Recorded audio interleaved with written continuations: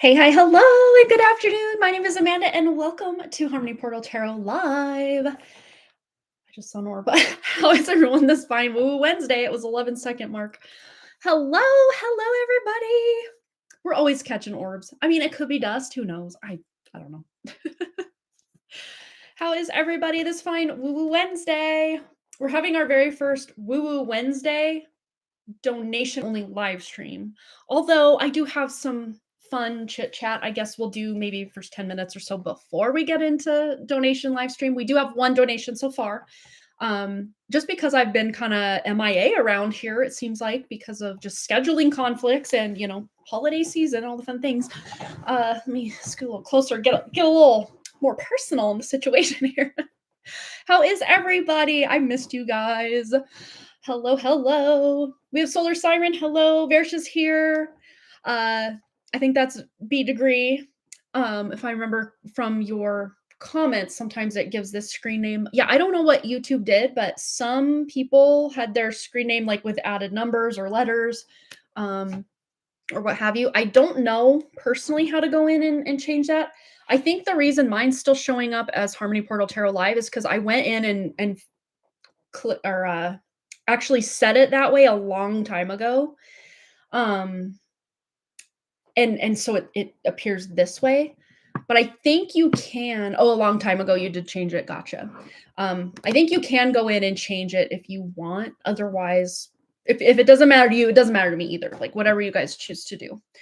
Because I can still tell who's who. As far as my regulars go, if there's someone who maybe hasn't been here in a while and they have a new username, I may not know who you are, and I apologize. But energetically, I can feel like a resonance or like a familiarity vibe with some of you anyway. But yes, Brianna. Awesome. And Banana Anna S is here with the 5534 on the back end of the name. Hello, everybody. Well, I'm super excited about Friday's live stream. So much so that I almost put it today, but I'm like, ugh. I will rein it in and contain my excitement and maybe get better notes so I'm not so spastic about the presentation that I want to give you guys, and then the reading we'll do. But sneak peek for those of you that want to know what we're doing Friday. I don't know exactly what I'm going to call the live stream, and I've been petting my hair. What I did was I braided it, so it's like almost straight. I mean, it's very frizzy, but to me, this is almost straight for my hair. And I need to cut it because like the ends are looking a little thin. Like normally my hair isn't quite this thin on the ends because I have a lot of hair, but it's become so long and kind of ragged that like it's time to clean it up. Let's just put it that way. But so I'm just petting my hair because it's almost like foreign that it's so straight for me anyway. But I digress. Back to the regularly scheduled Friday. I don't know exactly what I'm going to call it, but it's going to be something along the lines of, and then the reading in tandem with, the internet is a psyop. Thank you. Don't all applaud all at once, but just kidding. I'm just in a funny mood. Yeah. So we're gonna get into all the reasons, or like what even was the internet to begin with? What did we think it was? What has it maybe been all along? And now we can start to see the writing on the wall retroactively, looking back 2020 vision, and the weirdness that like started being instituted or instigated, instilled, I don't know the right word, around 2020 on the internet. Yeah, I've had a lot of downloads kind of between sleep and wake state about the internet and how it basically is a, this is my thinking corner. That's why I always look up here because like what's up there that she's reading from.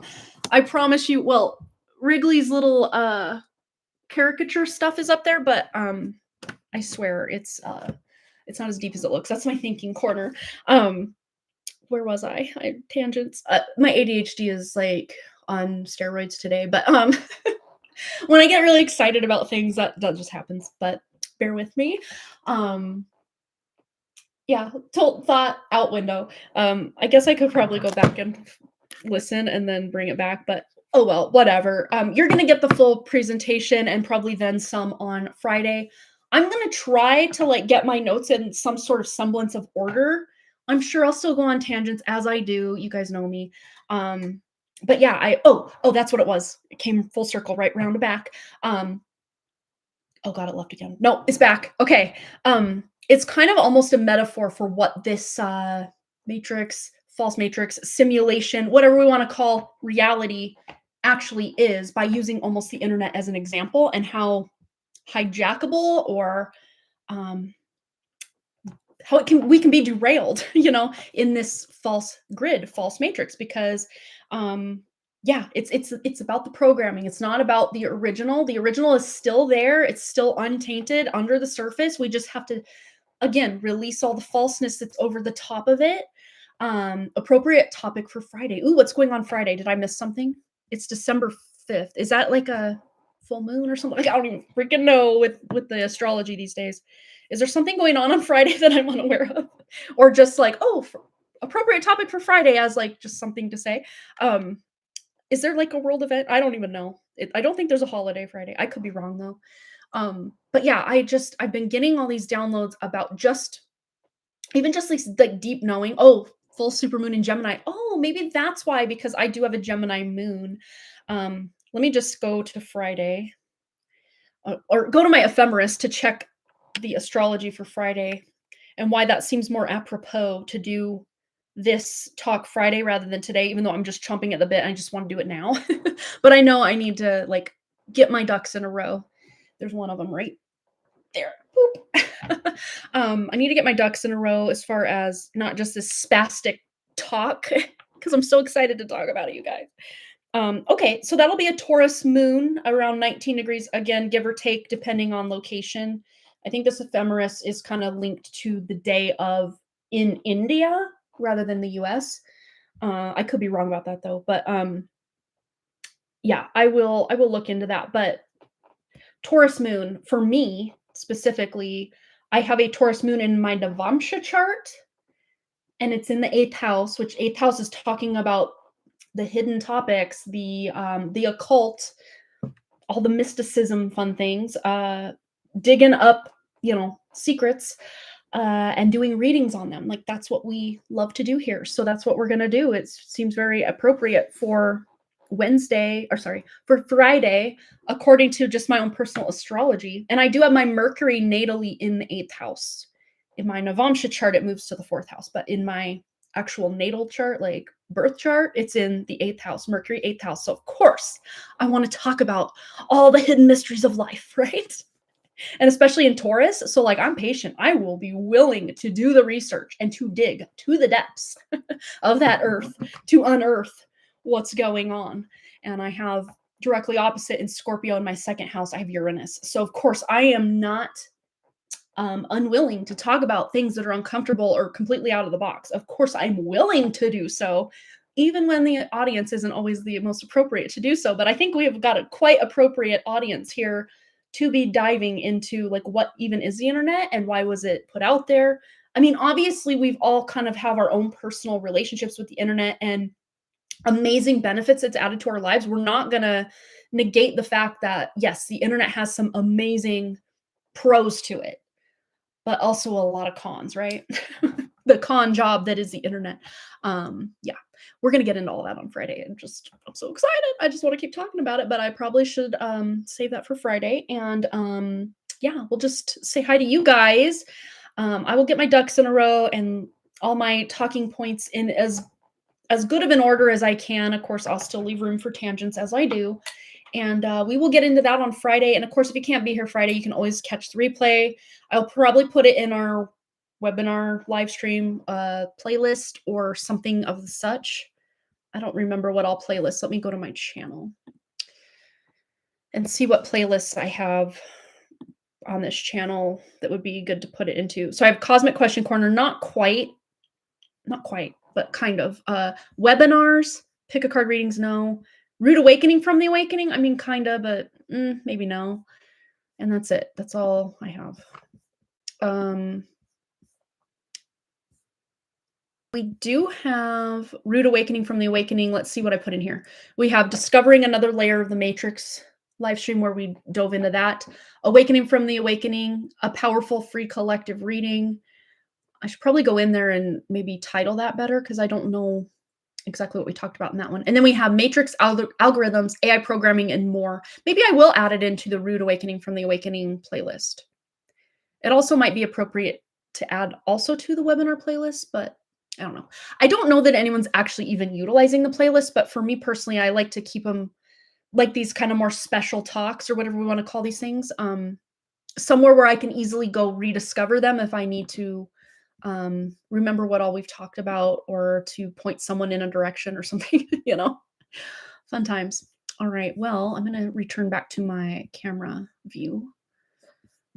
Where am I?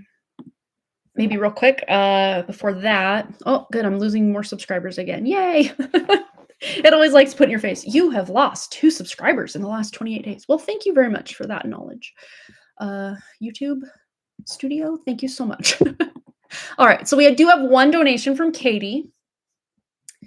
Yeah, and Friday also we will do a reading. I mean, I'll kind of present just the downloads I've already gotten on the scenario situations and just kind of personal thoughts about it. You guys can have your own thoughts or add your own thoughts to the mix. It's always fun to read your comments. Oh no, we do have a donation also from Banana Anna S.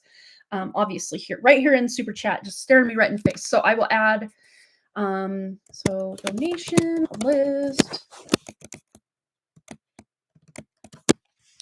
and then Katie. So we do have 2 donations so far. And then Versha says she's going to donate at some point, making lunch to serve as well as running late here. No worries, no worries. You're good to go. I'll dig into the Akashic Records with you tomorrow for this. Yes, please do that. And if any of you have any insight or just like intuitions or like, I have a feeling, feel free to bring your opinions, your downloads, your whatever, and we can have a discussion. Like, it'll be fun. Because I don't want to always just be the one like, here's what I'm presenting you. I like to hear what you guys have to say about it.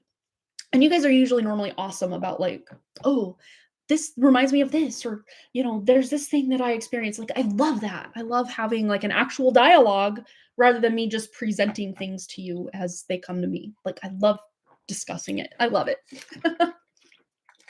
That's why sometimes I wish we had the feature on YouTube Studio to like bring guests on, whether you want to be on microphone or video or either or neither, or just chat is fine too. I wish we had that availability or ability to do that. That would be so cool. But yes, let's go ahead and get into Anna's question.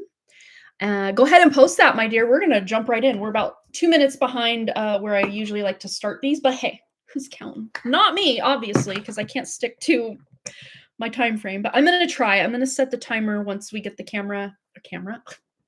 I saw my camera app. That's why I said camera.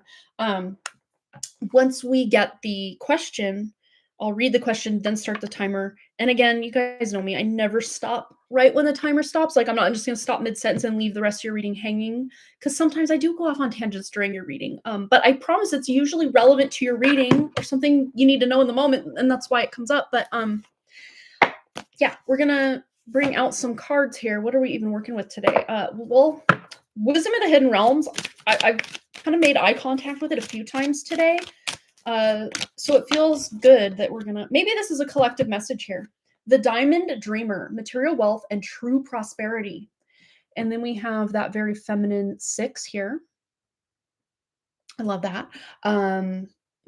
Doing things in moderation, or just knowing when it's time to cut certain things out.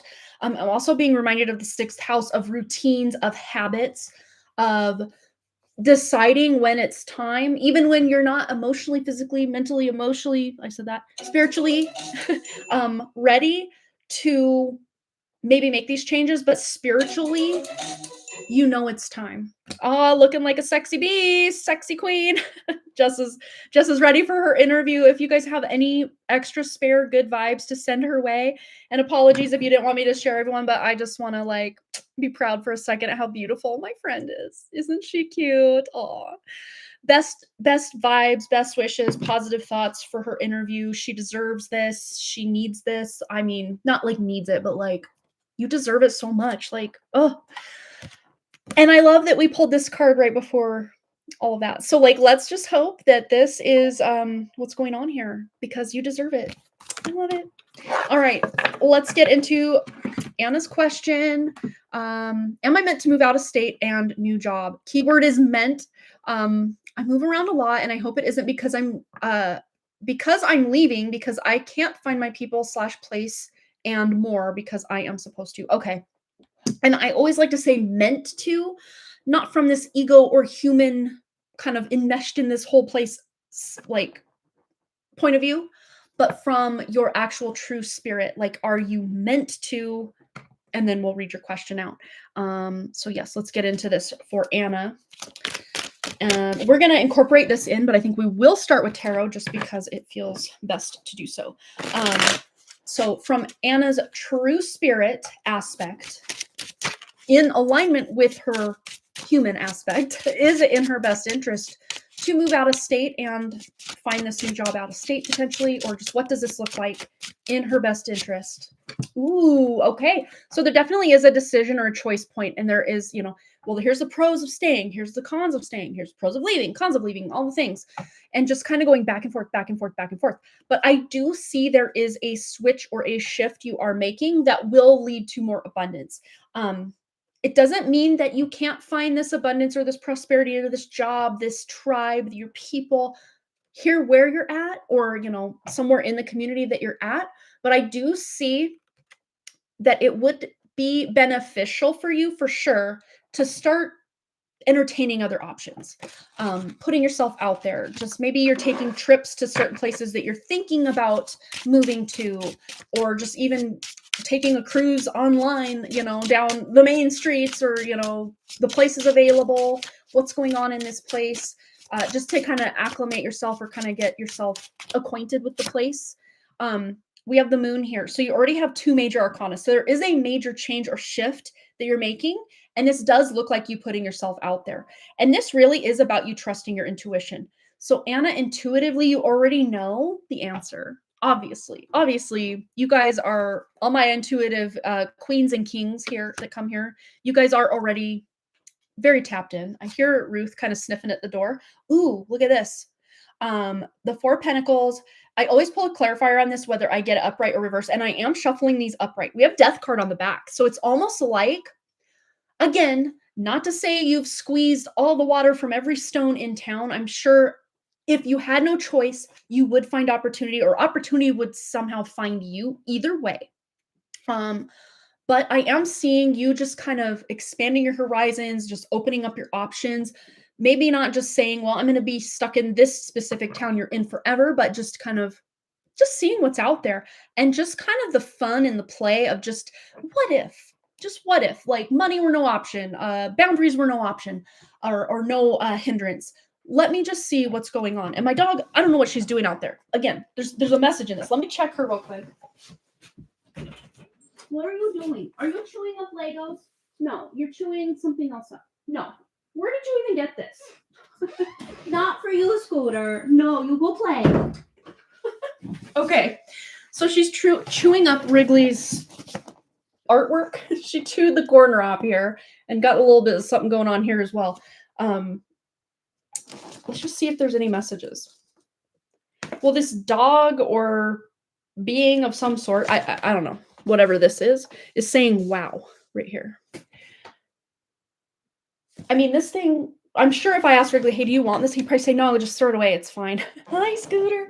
Yeah, her name's Ruth, Ruthie, but she's got like 400 nicknames. So Scooter is definitely one of them. She'll answer to it. I love it. We're going to pull a clarifier for this. It almost feels like, she was just finding ways to entertain herself that were totally out of the box. So maybe that's what you're kind of resorted to, or are currently resorting to, because there really aren't a lot of options, or there's a sense or feeling in your bones or in your soul that you've kind of almost run out of options where you're currently at.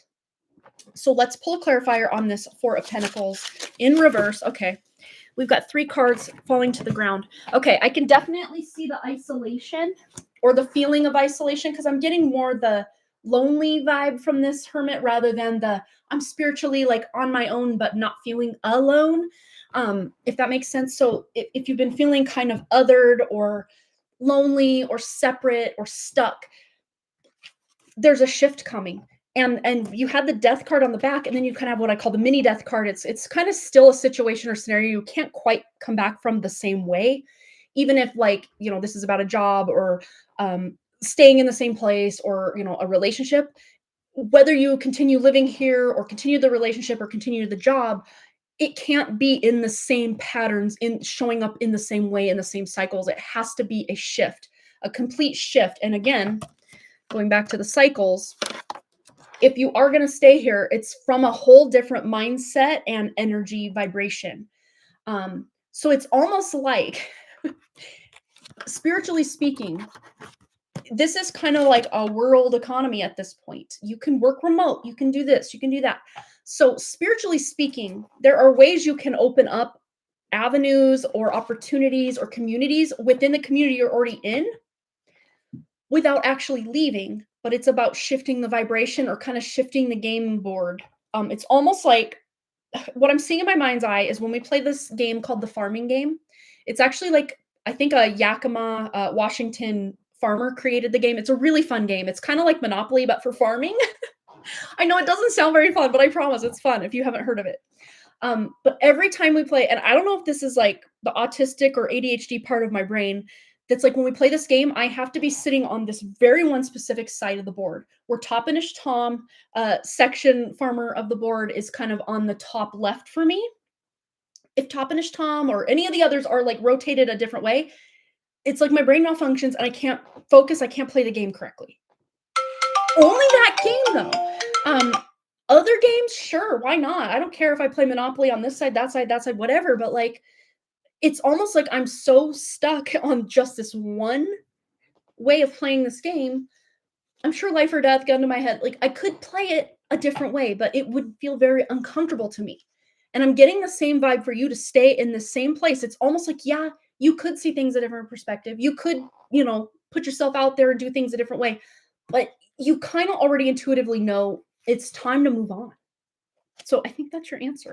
Not to say if for some outside circumstances other than your own that you are kind of maybe having to stay here longer, that's a bad thing. But I do see if you start kind of being the catalyst or starting to take action or even just daydreaming about what life could be like in a different location, in this job, in that job, in this type of community, even if you can't picture it like perfectly, just saying what if in your mind and allowing your mind to roam to like beneficial circumstances, that will start to open up new timelines for you, Anna. So I love that. We didn't even get to this, so I'm going to get to this. I know the timer went off, but like, you guys, again, bear with me. Spot on, she said earlier, and then that makes sense. It is validating what I'm feeling and getting. Thank you. Yeah, awesome. And then we have the Fire Prince, but it's in reverse. So upright, it's optimism and aggression, but I'm not reading aggression as a bad thing here. It's like being very passionate, very motivated, very, I'm going to do this thing come hell or high water. But the fact that this came in reverse, and the fact we have the number 40, which is about stability, security, just feeling really comfy, cozy where you're at, even though you're maybe, we're getting like kind of the exact opposite vibe in this. Is there's not a lot of optimism. There's not a lot of like oomph or like motivation to go out there and get it. And the stability, the security you're feeling is just kind of not there right now. And this is basically saying, because it's in reverse, it can be upright, but maybe again, just in a different location.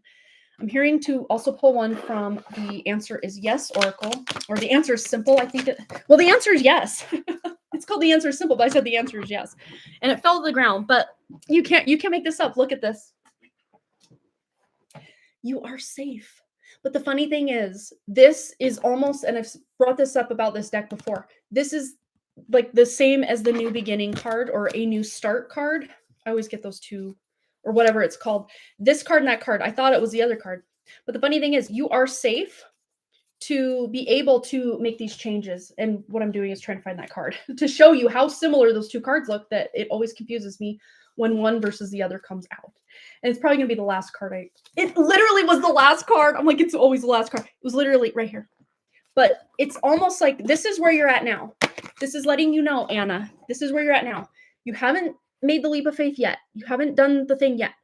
We have the 48, right? Which adds up to 12, which adds up to 3, which is about allowing yourself to get creative, figuring out some new possibilities for yourself.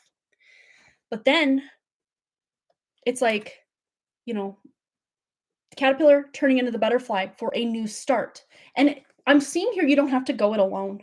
Whether this is physically someone moving in with you or making the move with you, or this is you and your true spirit, kind of buddying up to like make this thing happen, you're not going to be or feel all alone in this transition or as you set up in a new place. You're going to have support somehow, whether it's physical, mental, emotional, spiritual, or all of the above. You're not going to have to go it alone, and you are safe to start dreaming about new potentials. I love that. All right.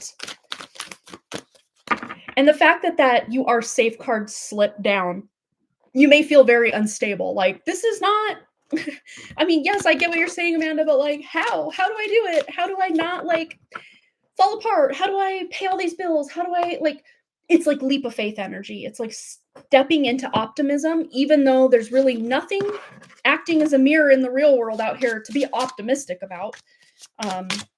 It's like you're creating your own sunshine, really. Is that a song? Create Your Own Sunshine? Wasn't there a vitamin C song about sunshine? I know there was Len, a group called Len, L-E-N, called Steal My Sunshine, but that's not the song I'm hearing in my, or trying to hone in on here. Create, that's not how you spell that. Create Your Own Sunshine song. I don't even know if that's a song. I Make My Own Sunshine, but that's by Steven Tyler. That is definitely not the song I was thinking. Everything is wonderful. Everything is great. Free as a bird singing outside my window pane. And there were all those birds kind of circling around on that new beginning or fresh, you are safe. I think it was the you are safe card. Whatever, start card. I don't know. One of the two. I got a fresh new start. Oh, I got a fresh new start. It's a brand new day, and I got lots of love to give away. It don't matter if it's raining. Nothing can faze me. I make my own sunshine. This was not the song I was thinking, but there it is. Look for the pot of gold. Oh, hey, let's make a rainbow. Look for the pot of gold. I'll show you how to keep it nice and easy, even if a cloud starts forming on my lovely day. There's nothing, no nothing that could stand in my way. It don't matter if it's raining. Nothing can faze me. I make my own sunshine. Blah, blah, blah, blah. Let me just search vitamin C sunshine. I'm really going off the rails with these times, but oh, it is a thing. But it's called Smile, maybe? I don't know, but weirdly enough, I typed in vitamin C and sunshine song, just type vitamin C and sunshine song was the very first thing to click, so I clicked it. And it wasn't that graduation song by her, no, because that was my 2020. I did not graduate in 2020. Fact check, my 2000, year of 2000, that song came out in 99, so that was like our class song for graduation, was Graduation. And I never really quite liked that song. I don't know why. It kind of gave me the ick a little bit, even back then. Just being honest. I don't know why. It just did. I'm like, it's a little too on the nose as our like graduation theme song. Anyway, I digress. Okay, I hope that helped. Maybe you were literally graduating to something better beyond. And I know Montana's kind of just not it, excuse me, as far as being able to find a good job and a nice, like, low bill situation, because like the housing prices and everything have gone sky high here in the last 5-6 years, probably. It's not ideal anymore, for sure. It's gorgeous as heck, but scenery can't pay the bills, you know? You're so welcome anytime. Yeah, validation for what you are getting and feeling. I'm glad that just kind of put the cherry on top. You already knew what was going on, and you're so welcome anytime. All right, I definitely need to update this list. We had a few other donations come in, and I want to keep us good and golden here.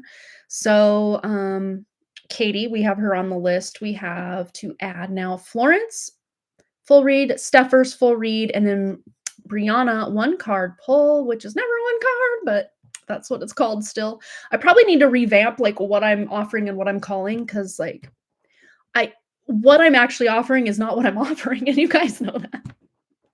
I probably should change the name of it because probably people are like 11.11 for one card. What a ripoff! But like, I don't think it is. All right, let's update our list. So I think Florence is next, then Steffers, then Brianna, and I do believe Katie mentioned she was going to be watching after work, so we can timestamp hers. Fingers crossed. I remember to timestamp. I think, correct me if I'm wrong, Katie, and you're listening at some point, that you do watch the whole live stream. I think you do, but I still like to accommodate you with a timestamp so you don't have to watch the whole live stream just to find the reading you paid for. So I will try to do my best to remember all of the timestamps. So Florence, Steffers, Brianna. Let me get this list updated.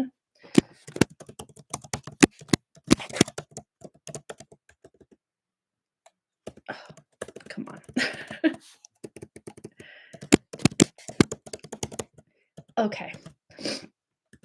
And I'm just putting your guys' old old usernames because that's, if you know, you know. We know who you are. Yes. It's easier than going to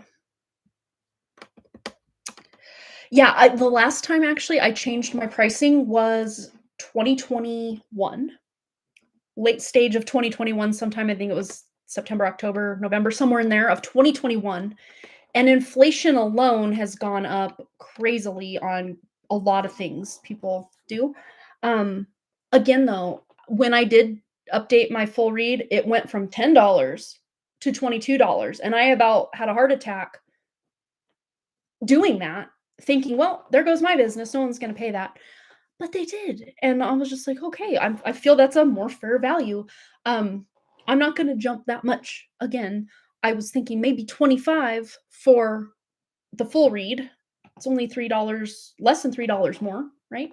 And then for the 11.11 read, bumping that up to 15, but actually making it more worth your money to book the 25 reading rather than the 11 or now 15 reading. I don't know. That was just thoughts. I don't know. That's for PayPal pricing anyway. Super chat pricing is more just because they take so much of it. But yes, okay, I digress. We're going to get into Florence's question, my dear. Yeah, I mean, that's the bad part of everything goes up, then everything goes up because like if everybody stayed the same, people that, you know, like not that I have to pay bills with my money, but I like to use my money that I personally make to help people in my life. Like yeah, so it's not like I mean, sometimes I'll buy stuff with the money that I make on my little business stuff, but for the most part, I like to use the money I make with my life force energy to help other people. Like my mom with the roof on her place and buying her furniture after her house burned and stuff like that.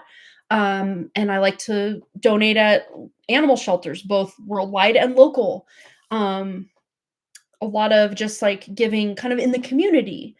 I like to bless people with the money I make, and I could bless more people if I made a little more money. So it's not like my personal lifestyle and bills, at least in the life I live now, thankfully, knock on wood, that I'm not responsible for household bills in my own household, thank goodness, but I still like to help people in need and people who would never ask for it, but I know they need it.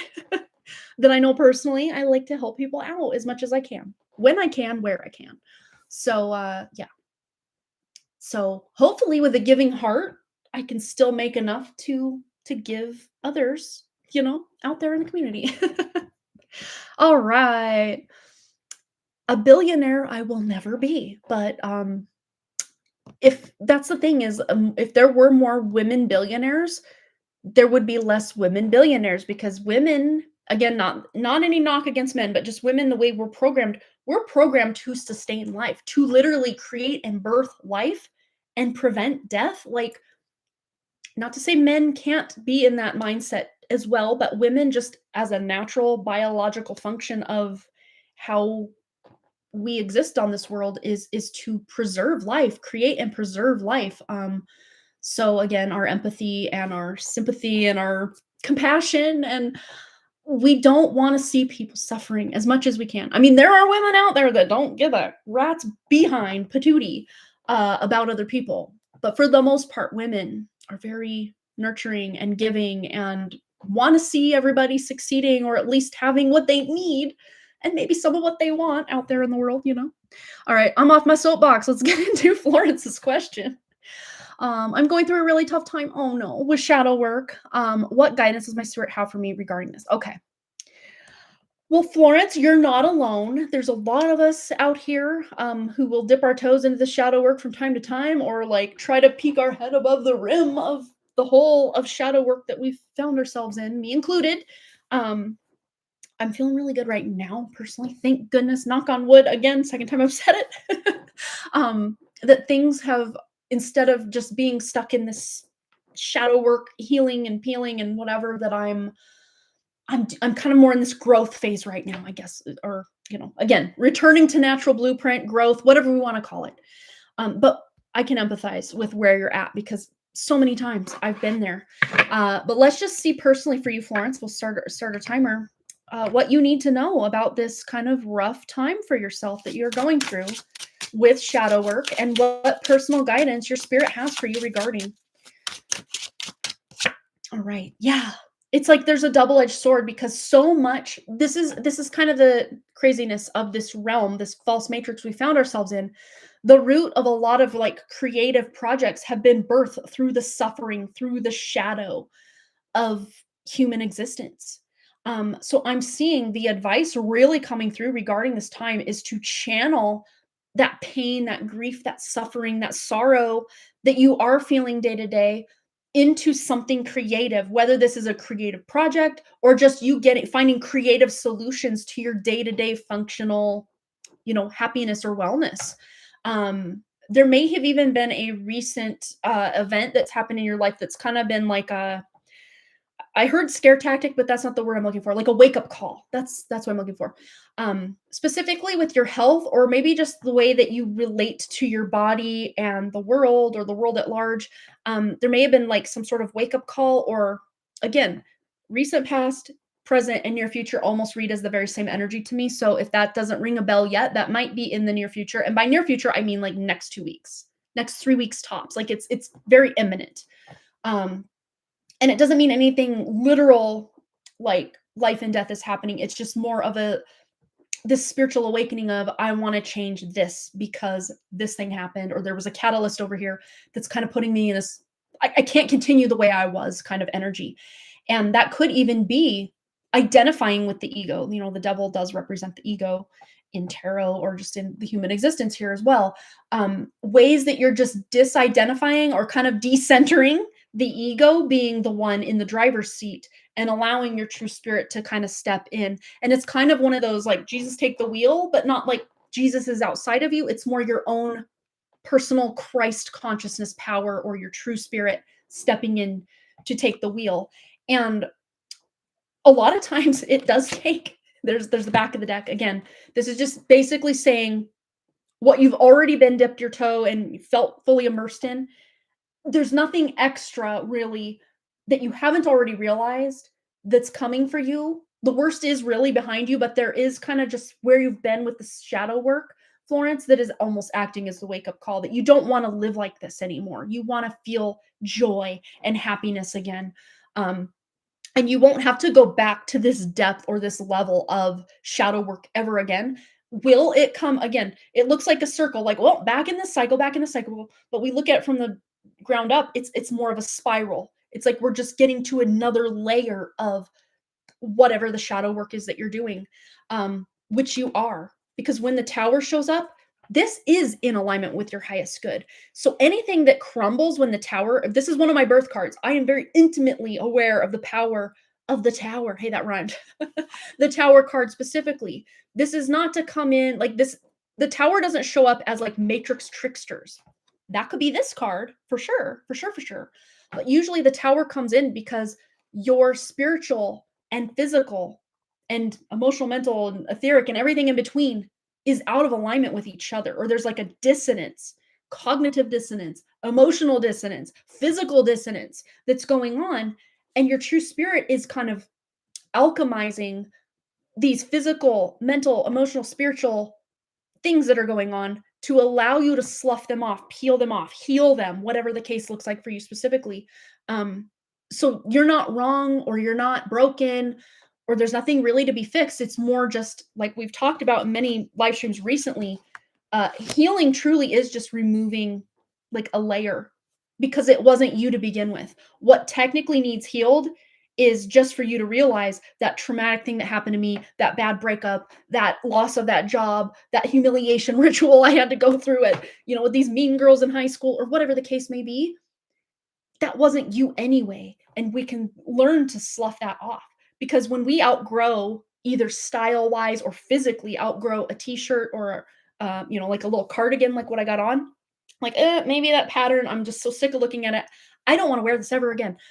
I do, but like for sake of example, um, instead of like keeping it on and trying to like, "Ugh, I really wish this looked different. Instead, what do? I take it off, I discard it in whatever way, whether that looks like donating it, passing it on to a sister or a friend, or trashing it because maybe no one wants it anymore anyway. But when it's our trauma, we just keep wearing it around even though we don't want to. So it's again, what's the advice for Florence to be able to slough off or take off this layer of shadow work without having to keep identifying with it? What is her advice? Practical life advice. Okay, so this is meaning that you don't have to do it all alone. I'm gonna get a clarifier on this because I am seeing this as your true spirit stepping in as like a partner here to help you. Obviously, the whole Jesus take the wheel, literally Christ consciousness, not a literal Jesus, someone outside of you, but your true spirit, which is inside of you, taking the wheel or kind of calling more of the shots, leading the way more. But I also see this as spiritual support in the real world as like a good friend that you can talk with, or someone you met online that's in some spiritual circle, someone you can talk to. This could even look like hiring a mentor or someone to help you through this. It's not that they're doing the work for you, but they're almost acting as a facilitator or kind of like a safe space to someone to hold space while you process or slough off what's no longer serving. Any other clarifiers or practical advice for Florence as we close up? Guidance from her spirit regarding all of this. Practical advice, please. Ooh. Okay, so it's okay to be down and dejected and take that rest. This is something I'm going to get into on Friday's live stream. It's already something is just we are in such like information overload and physical and visual overwhelm just living a very boring mundane existence in 2025. We are so far out of what our body is designed to process and hold on to and experience in a day. I mean, they say by the time you're, especially us that have grown up, back in the day, they say by the time you're whatever age, it's like under 10, that a person has already witnessed over 10,000 murders on TV. Whether it's like cartoon, like Wile E. Coyote getting run over or whatever, that number is staggering. But we're not designed for this world. So this is really saying it's okay to take some sort of social media detox or internet detox, physical world detox, where you're just kind of unplugging all the extra noise that doesn't need to be there. Whether that looks like instead of going to a coffee shop, maybe you're just having a cozy moment at home with a friend or with a good book or something like that, or just with your own thoughts and your own connection to your spirit rather than, doing this, that, or whatever, or getting out in nature and just observing nature without all the overstimulation.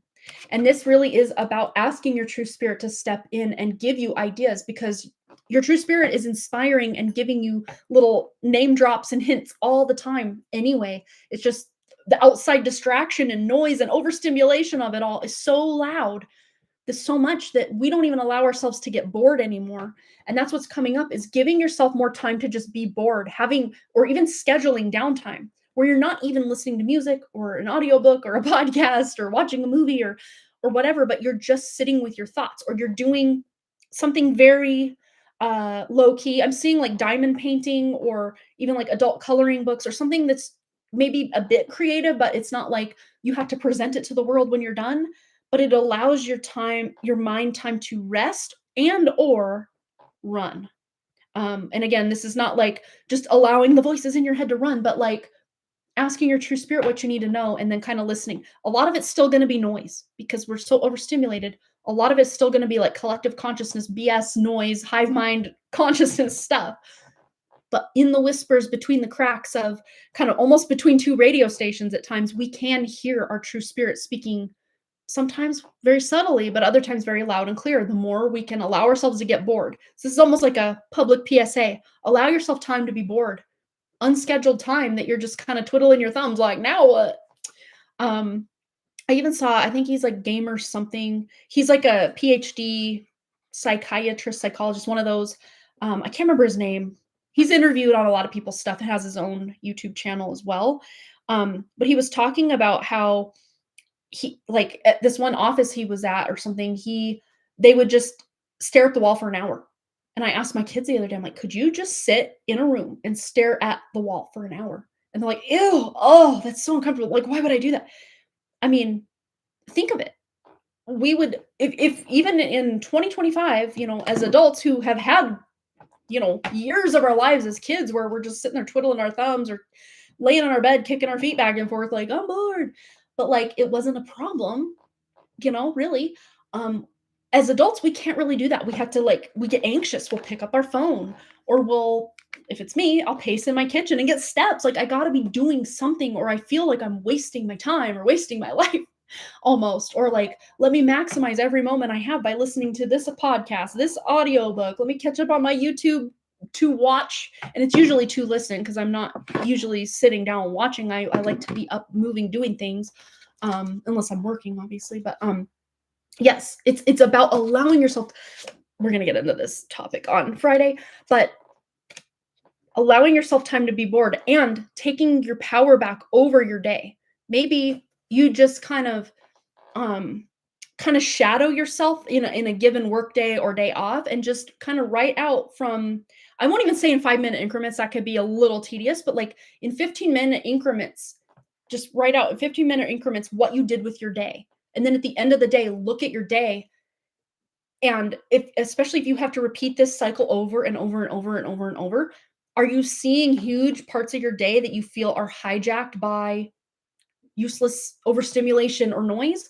Or are you happy with what that looks like? But again, it's about taking back control of, what do I want my reality to look like? Because what's going on in that dumpster fire out there in what they call reality right now is terrifying, to be honest. But we don't have to subscribe to that timeline, that reality, that whatever you want to call it.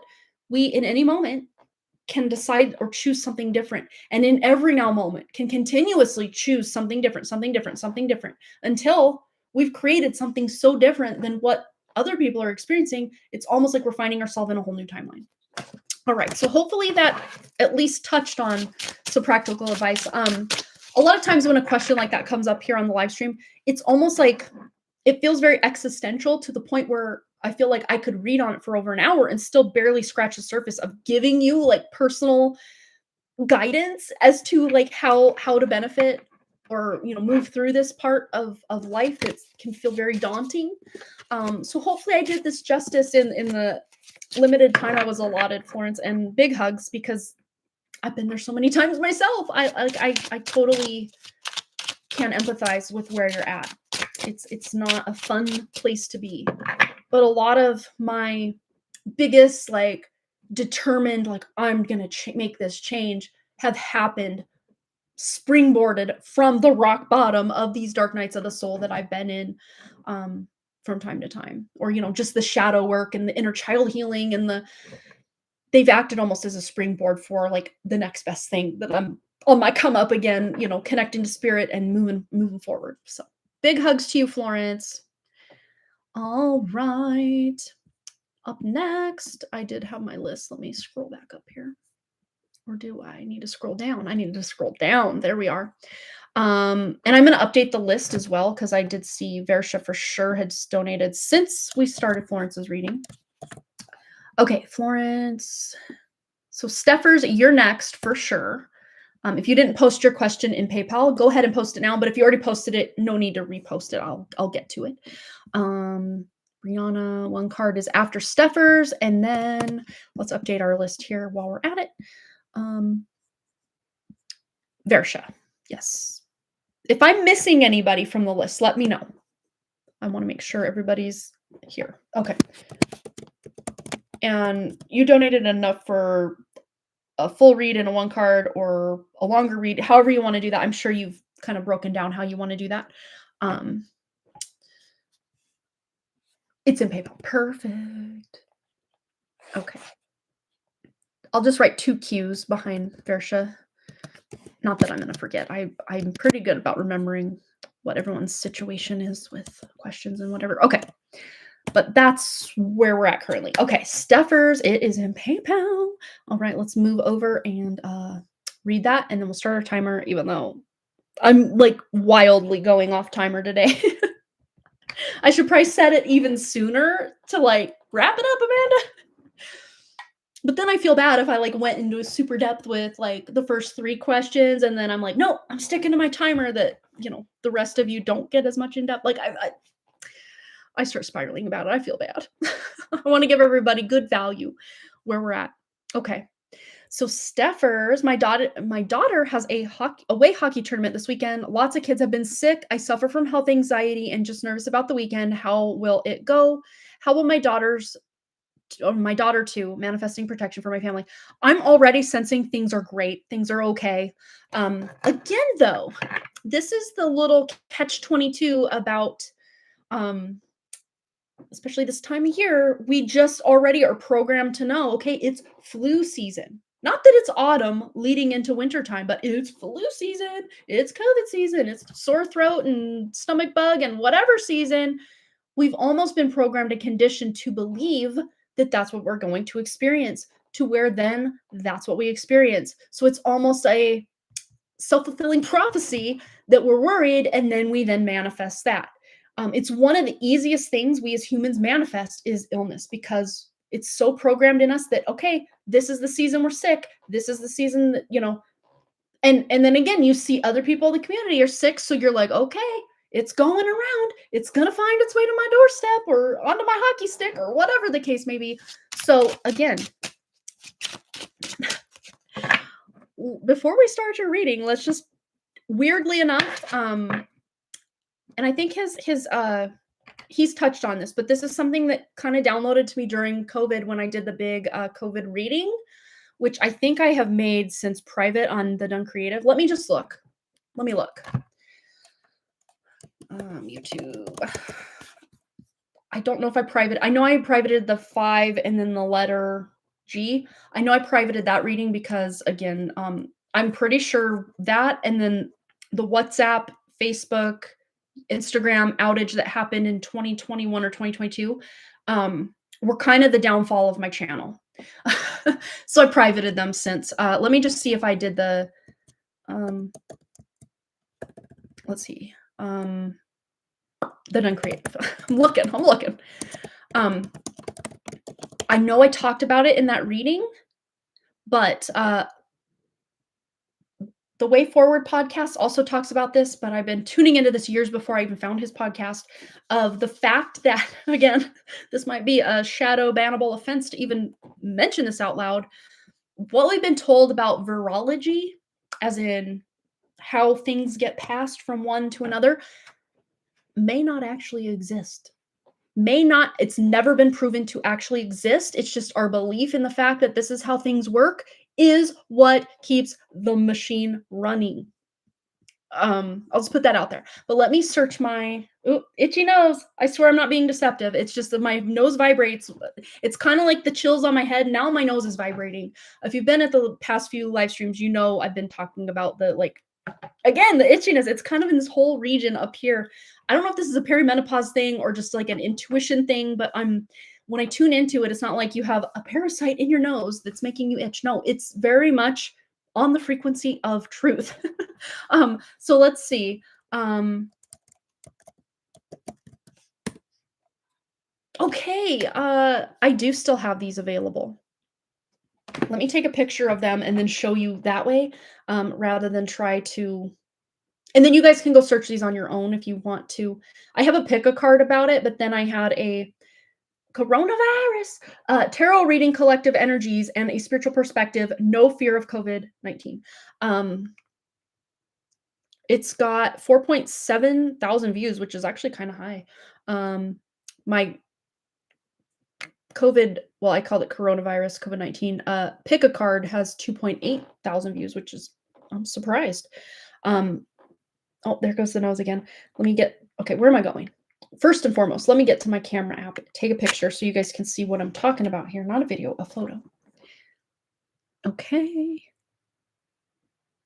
I just went to my channel and my The Done Creative channel and searched COVID. Let me get back to my camera view so I can make sure I'm showing you guys correctly. Let's do this. Okay. Easier to see, hopefully. See, I just in the search bar typed that word and then these two showed up. This was the one I was talking about. Again, it's been years since I've actually 5 years ago I created this and years since I watched it, but intuitively I'm hearing go there and there might be some information that'll help you realize. Anyway, all that long boring story short to yeah, trying not to. And then when we try not to do something, that's when something like don't think of an elephant. The first thing you're thinking of is the elephant. It's like hardwired into our programming because that's not like natural to us to want to or accidentally or purposely manifest disease. That's not hardwired into us. That is a program that's been installed into us. But maybe watching that can help alleviate fears, even just around seasonal illness. But now that we've kind of set the stage, now let's get into the actual reading and I'll start the timer. Because the information I just gave, anyone could benefit from. And again, before we start the timer, let me go to, is it a way or the way forward? A way forward. The Way Forward podcast. And let me search. And his name is Alec, ALEC, and then Zach S or ZECK, I think. I'm gonna search virology. Okay, it's not coming up. He may have had to get creative with the title. So let me go back. Okay.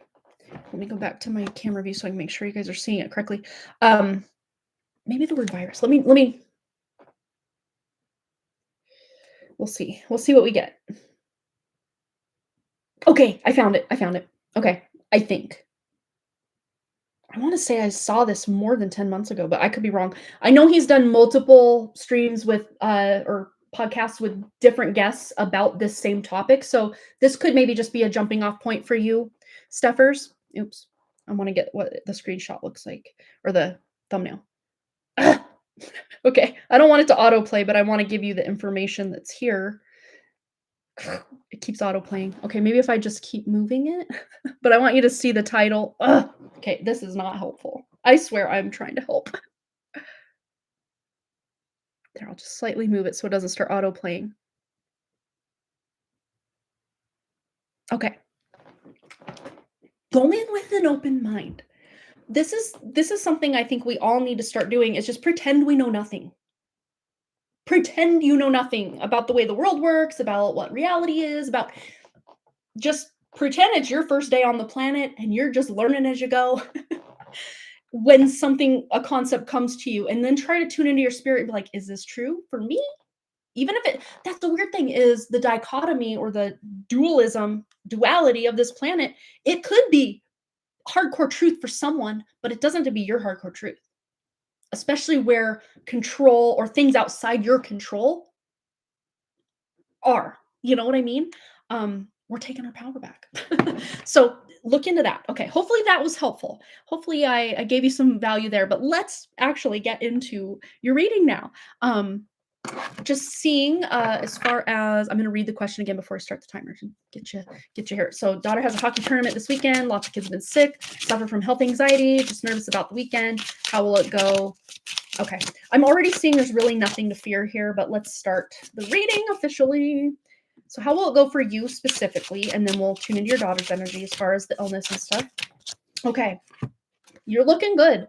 Again, just being very steadfast that anytime you're like, ooh, I should have washed my hands, or, anytime that like anxiety starts creeping up, It's almost like you're covering yourself. I'm really seeing these like concentric circles here in the back, just almost like bubbling and rippling out of protection.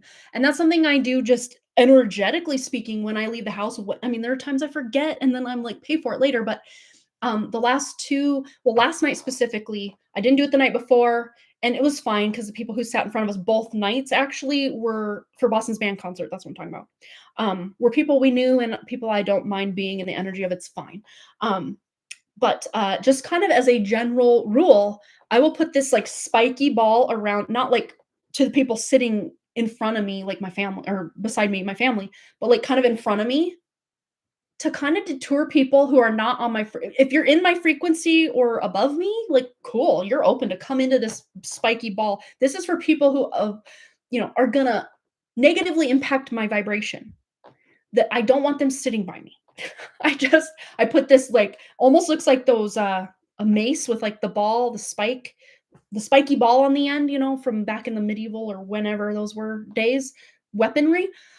I kind of put that whole spiky ball around me, but anyone who I kind of vet that can be in my energy isn't affected by the spiky ball.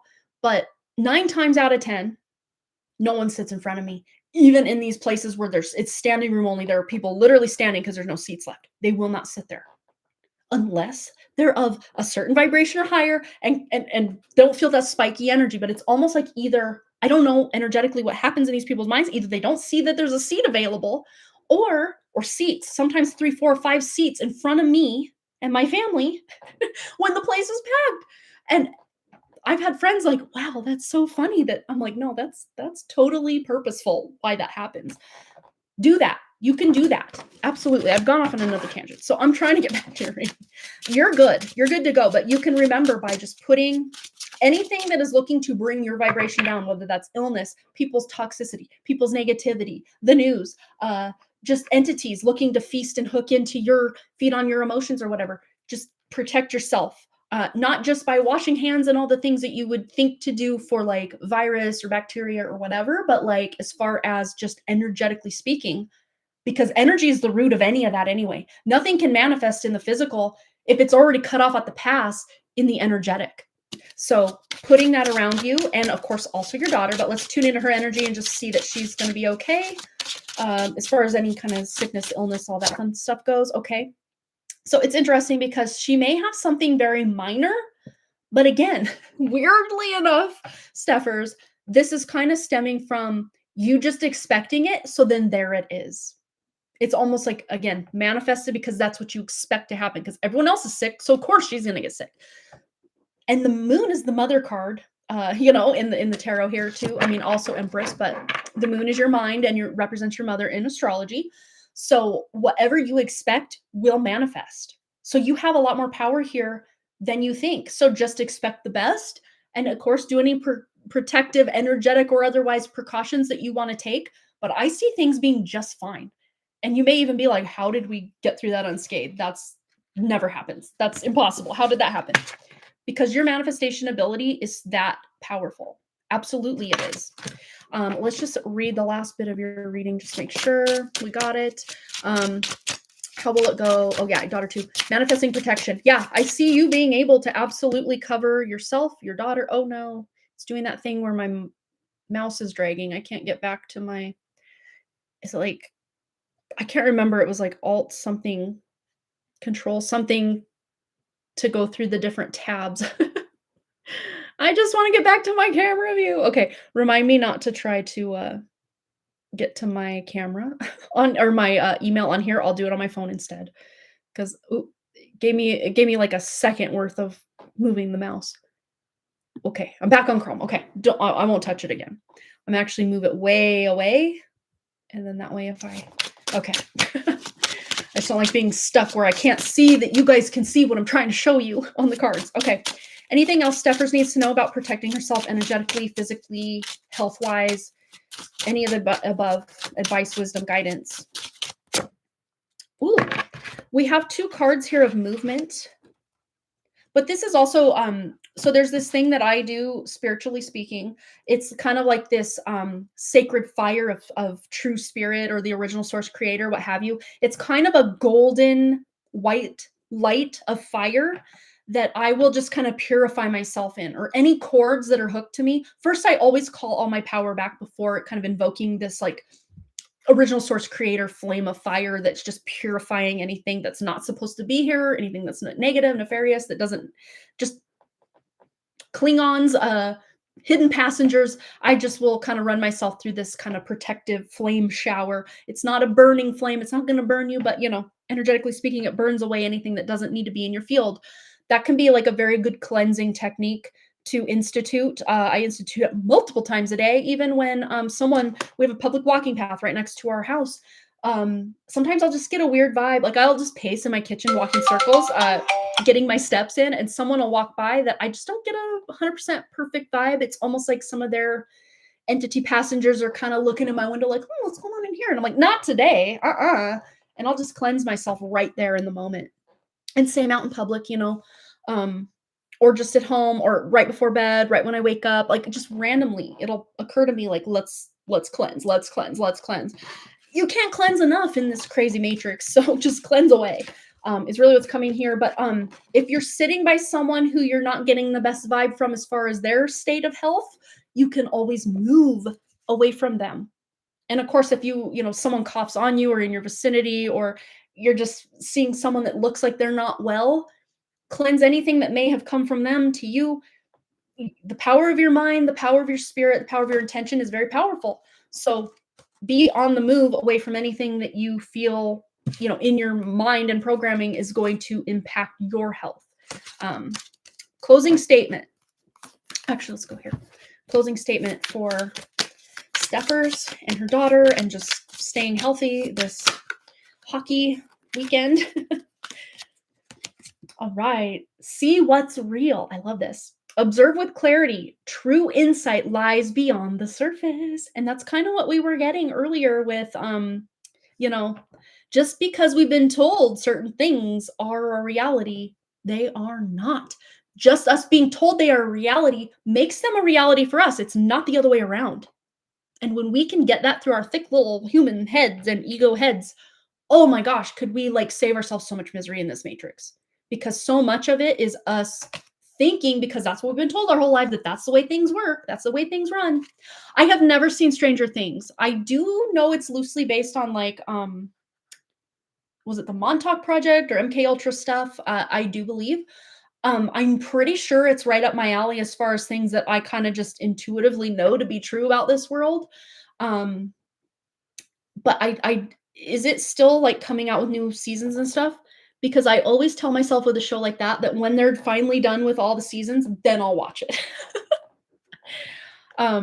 Yeah, and I've heard people say, you need to watch it. You need to watch it. If you're talking about this, that, and whatever you talk about, Amanda, you need to watch a show.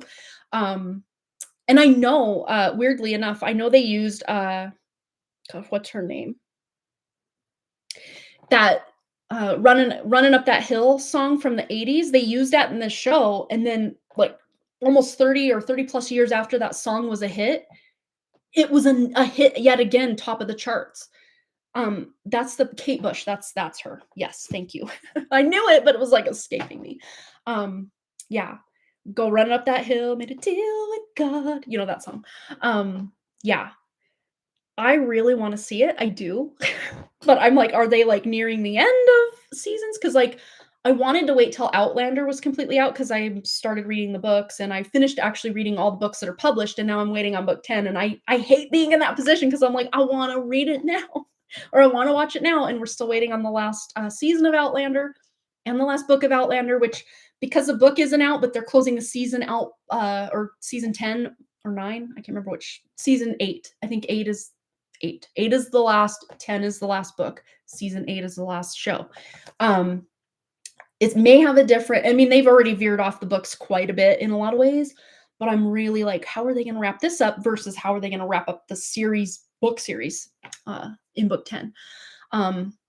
So I mean, she started writing these in the late 80s, early 90s. So like, I'm not so early that I'm going to be waiting decades or anything, but yeah, I guess it's anticipated that the last book will come out next year. thankfully. Oh, it's in the final season. They are releasing it in 3 parts: Thanksgiving, Christmas, and New Year. Well, maybe I'll start my Stranger Things journey. I just wrapped up my, Outlander. God, it was just there. My Outlander journey.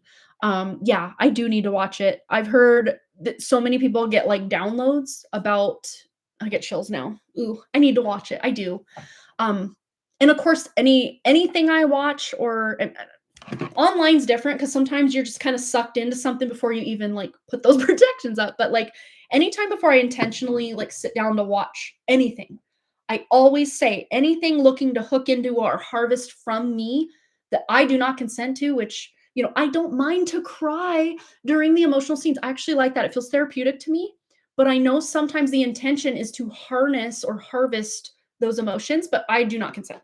I do not consent to any programming, post hypnotic suggestion, any of that. And then even like my kids, it's not like I can protect them before everything they watch at school or with their friends or wherever, or even at home. Video games even have a lot of like programming and siphons and hooks and darts and nets and all sorts of craziness. But I try to cleanse as often as I can. Yeah, I rarely watch shows either. I'm Since 2016, I actually went, I think, 4 full years without watching anything that wasn't like a YouTube video or a podcast. I did not watch any kind of commercialized. I used to kind of get sucked into I never watched like Desperate Housewives or any of that, but I used to watch like Sister Wives, 19 Kids and Counting, the Duggar people, Teen Mom, 16 and Pregnant. I used to watch like all those types of shows back in the day.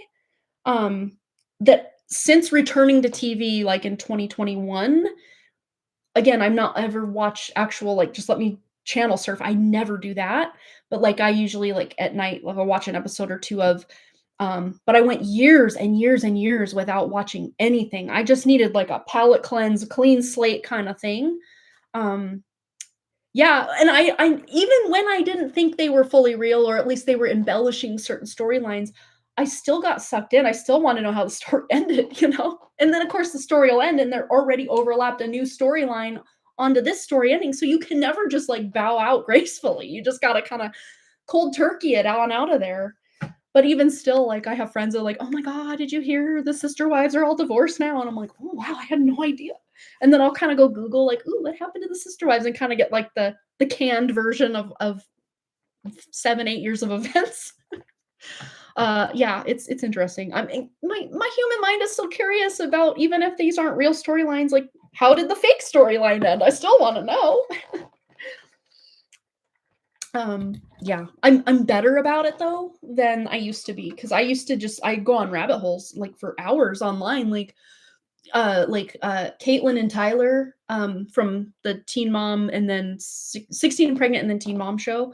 Like I used to like follow all the stuff that they did back in the day, and like I don't know, they had like 3 kids I didn't even know about because I just had to cut myself off from all of that. And I'm like, oh, they have like 3 other daughters now? What the heck?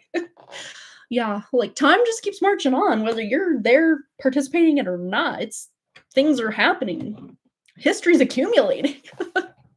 But, I mean, that's the problem with us being involved in so many lives that have nothing to do with our personal lives, that curious part of us is like, "Well, what happened in the end?" I mean, it's never the end unless someone, I guess, passes away, and then it's perceived the end from this view anyway, but, it's like, well, what are the daughters' names? Like, what are they doing? Like, it's just the curiosity of it all. But anyway, I could just sit and chit chat all day, as you guys know. Yeah, absolutely. It's out of hand. Now the amount of makeup, plastic surgery is just buried in programming. And that's the thing is, I mean, that's like maybe just a slight tangent that I was going to talk about on Friday's live stream is just about, and we've talked about it and touched on it before, but never done like a deep dive as to like Instagram face where everyone's looking the same. Um, but I think we've gone so far the other way that the pendulum has no choice but to swing back to individuality or kind of just like celebrating how I have a gap in my teeth, my front teeth. I have, a very small amount of freckles for a redhead. You'd think I'd have a lot more freckles than I do, but I have a small amount.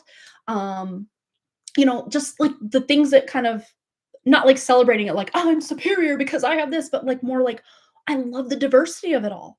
And sometimes when, as a society, like, we don't wanna offend anyone. Like, I hate offending people, like, that's the last thing I wanna do. Offend myself before I wanna offend anyone else, even if I don't like someone, I don't wanna offend them.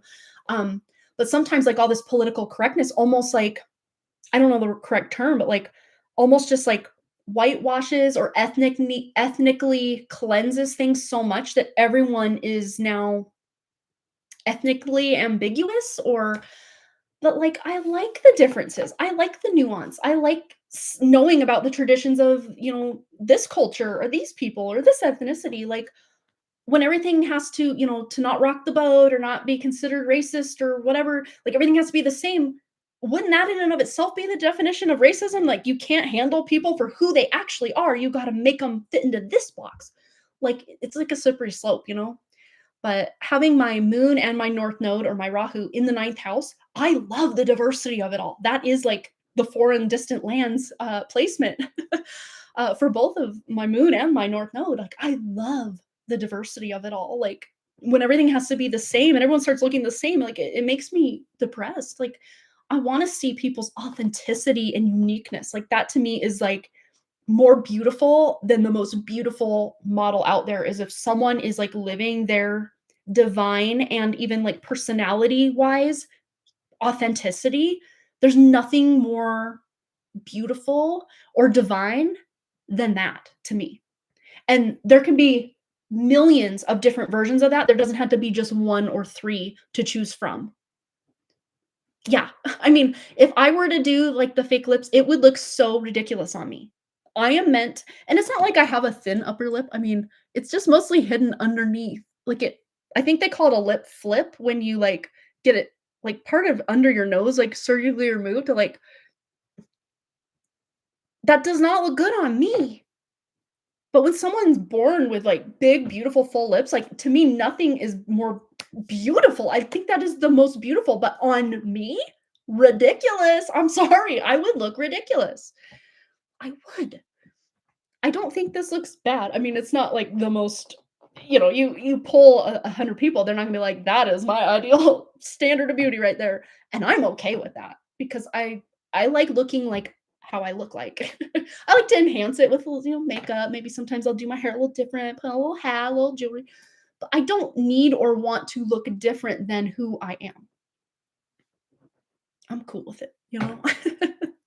Take me or leave me, I'm cool with it. I don't wanna look like everyone else, and I think that's why maybe I was born with red hair and very pale skin. I already don't look like everyone else, and I'm cool with that. I used to get teased as a kid, like, "Are you actually albino? Like, where is your skin pigmentation?" It's not there, bro. I'm sorry. It's left the building before I even incarnated. I don't know what to tell you. Yeah, BBLs and fake lips look so scary to me. It makes me wonder if their brain defines beauty in the same way. It's weird because I don't think us humans came up with that all on our own. I think a lot of this is these puppet masters pulling strings and of course internet being what it is. Not to say beauty trends can't come and go, but they were usually like decade-long beauty trends back in the day. Like you could define an era, like a whole decade, the 60s, the 70s, the 80s, the 90s. And then once we kind of got into the internet was like a thing in the late 90s, early 2000s, it just became like every 10 minutes the trend was changing. And then of course, because you can only try so many new trends in the course of a year, they'd cycle back again. So it's like we've already redone the 70s and the 90s countless times since I graduated high school already. Like, and 90s are once again making a comeback again. So, I mean, you wait long enough and you hold on to your clothes long enough, they're coming back in style. Not that I care to be in style. I don't mind being out of style. I don't mind, but and kids are so cruel. Yeah. Oh, that's the worst part. The lip job, the Botox and whatnot. Indian movie industry is there too. But that's the thing that you used to love watching these movies in the 80s, 90s, maybe even early 2000s was people could express. I mean, people could have the 11 lines. I'm so sad right now. I mean, I almost look like I'm mocking people being sad the way I just made that face, but now like I'm so sad right now. I think Kim Kardashian, I saw a thing, she's in a new show. I don't even know the name of it, but she's with some like high ticket actresses who've been in the game a long time, but she's like, I think she was, like, getting a divorce or something, and she's like, "Oh, no, don't go. You can't divorce me," or something along again, I haven't seen it, so I don't know, I'm just paraphrasing what I saw, but I was just like, "Oh my gosh." But, like, her emotional scene, I'm like, are you what are you emoting right now? Because even her voice was pretty flat about it, but, like, her face just did not move. Or even when she's crying, she's like, it's like, what's wrong with our faces moving and being able like, so much of like, especially in comedy, think Jim Carrey in the '90s, like, how he'd contort his face almost to some otherworldly character just by his expression, but so many actors and actresses can't do and, like, Renee Zellweger, I think, is another one. Bridget Jones's Diary, there's a new one, and she's, like, trying to emote, her face is not moving, but also it doesn't look human anymore either. And back in, like, the, oh, Me, Myself, and Irene, I don't know if you remember, weirdly enough, Renee Zellweger and Jim Carrey are both I just 2 random actresses and actors I was just talking about are in that movie together. I thought she was just so cute back in those days. She probably wouldn't, make the top billing for, like, America's Bombshell or anything, but, like, unique look, very cute, had her own style, her own vibe, but then she, like, went too far with the plastic surgery, and I'm like, "You don't even look human anymore, girlfriend, I'm sorry." But, like, what was wrong with the way she looked? Nothing! Nothing. And I know, like, body dysmorphia, facial dysmorphia is a thing, especially with the internet, but, like, it's so sad to me, and so many people have actually even gone on and been like, "I regret everything." Like, "I went too far, why didn't someone stop me?" Probably should've, probably could've, but no, I don't know. Yeah, I'm glad I don't use social media too much. Yeah, same. I never lost myself through fake, emoting, poor Amanda Bynes, like, that breaks my heart. I mean, she was kind of a I think I wanna say she's, like, 6, maybe 8 years younger, I don't even remember. She was a decent amount younger than me that, like, I did still watch Nickelodeon when she was on the show All That, but I never, like, got into the Amanda Show or, I did watch some of her movies, like She's the Man, and there was another one where she was, like, dating someone, I can't remember. Um, but she was just so I mean, again, kinda girl next door. Most people would probably not be like, "Oh god, she really needs to do something with her face." Like, no, she was really cute. She had her own look, like, you looked at her like, "There's Amanda Bynes." Nothing wrong with the way she looks. But then, again, trauma. Trauma is the gateway drug, I think, to drugs and plastic surgery. I really do. Trauma has to be the gateway drug there because yeah. Oh, I love Julia Roberts, not sure if she got something done. I wanna say I heard she may have, but I used to love Julia Roberts back in the day. I mean, to see the redhead representation on screen was always a thing for me, and I was working at it was my very first job ever that wasn't just babysitting random people. Um, at the theater, I worked at the drive-in and the movie theater. We had a drive-in theater as well. Um, but sh in My Best Friend's Wedding, I loved that movie, and then at the end when she's wearing that, like, lavender and I'm like, "Oh, lavender is her color, oh my gosh, with the sparkles." She was absolutely stunning in that movie. I wanted to be her as a kid. We kinda have a similar, I guess, square jaw shape, and then, of course, I don't think correct me if I'm wrong, I don't think she's a natural redhead, but she does pull it off very well. Another one who can pull it off well is Christina Hendricks, who was on Mad Men and the one where they rob the grocery store. I can't remember the name of it. The Good Girls, that show on Netflix. Um, and another one who can do it is Kirsten Dunst. She can pull off red hair. You kind of almost have to have it's like this color of red hair. It's hard to see what color it is, but you kind of have to have like a very specific skin tone for it to look quote unquote natural, I guess. But then there are like the more burgundy or deeper shades of red that a lot of other people can pull off just fine.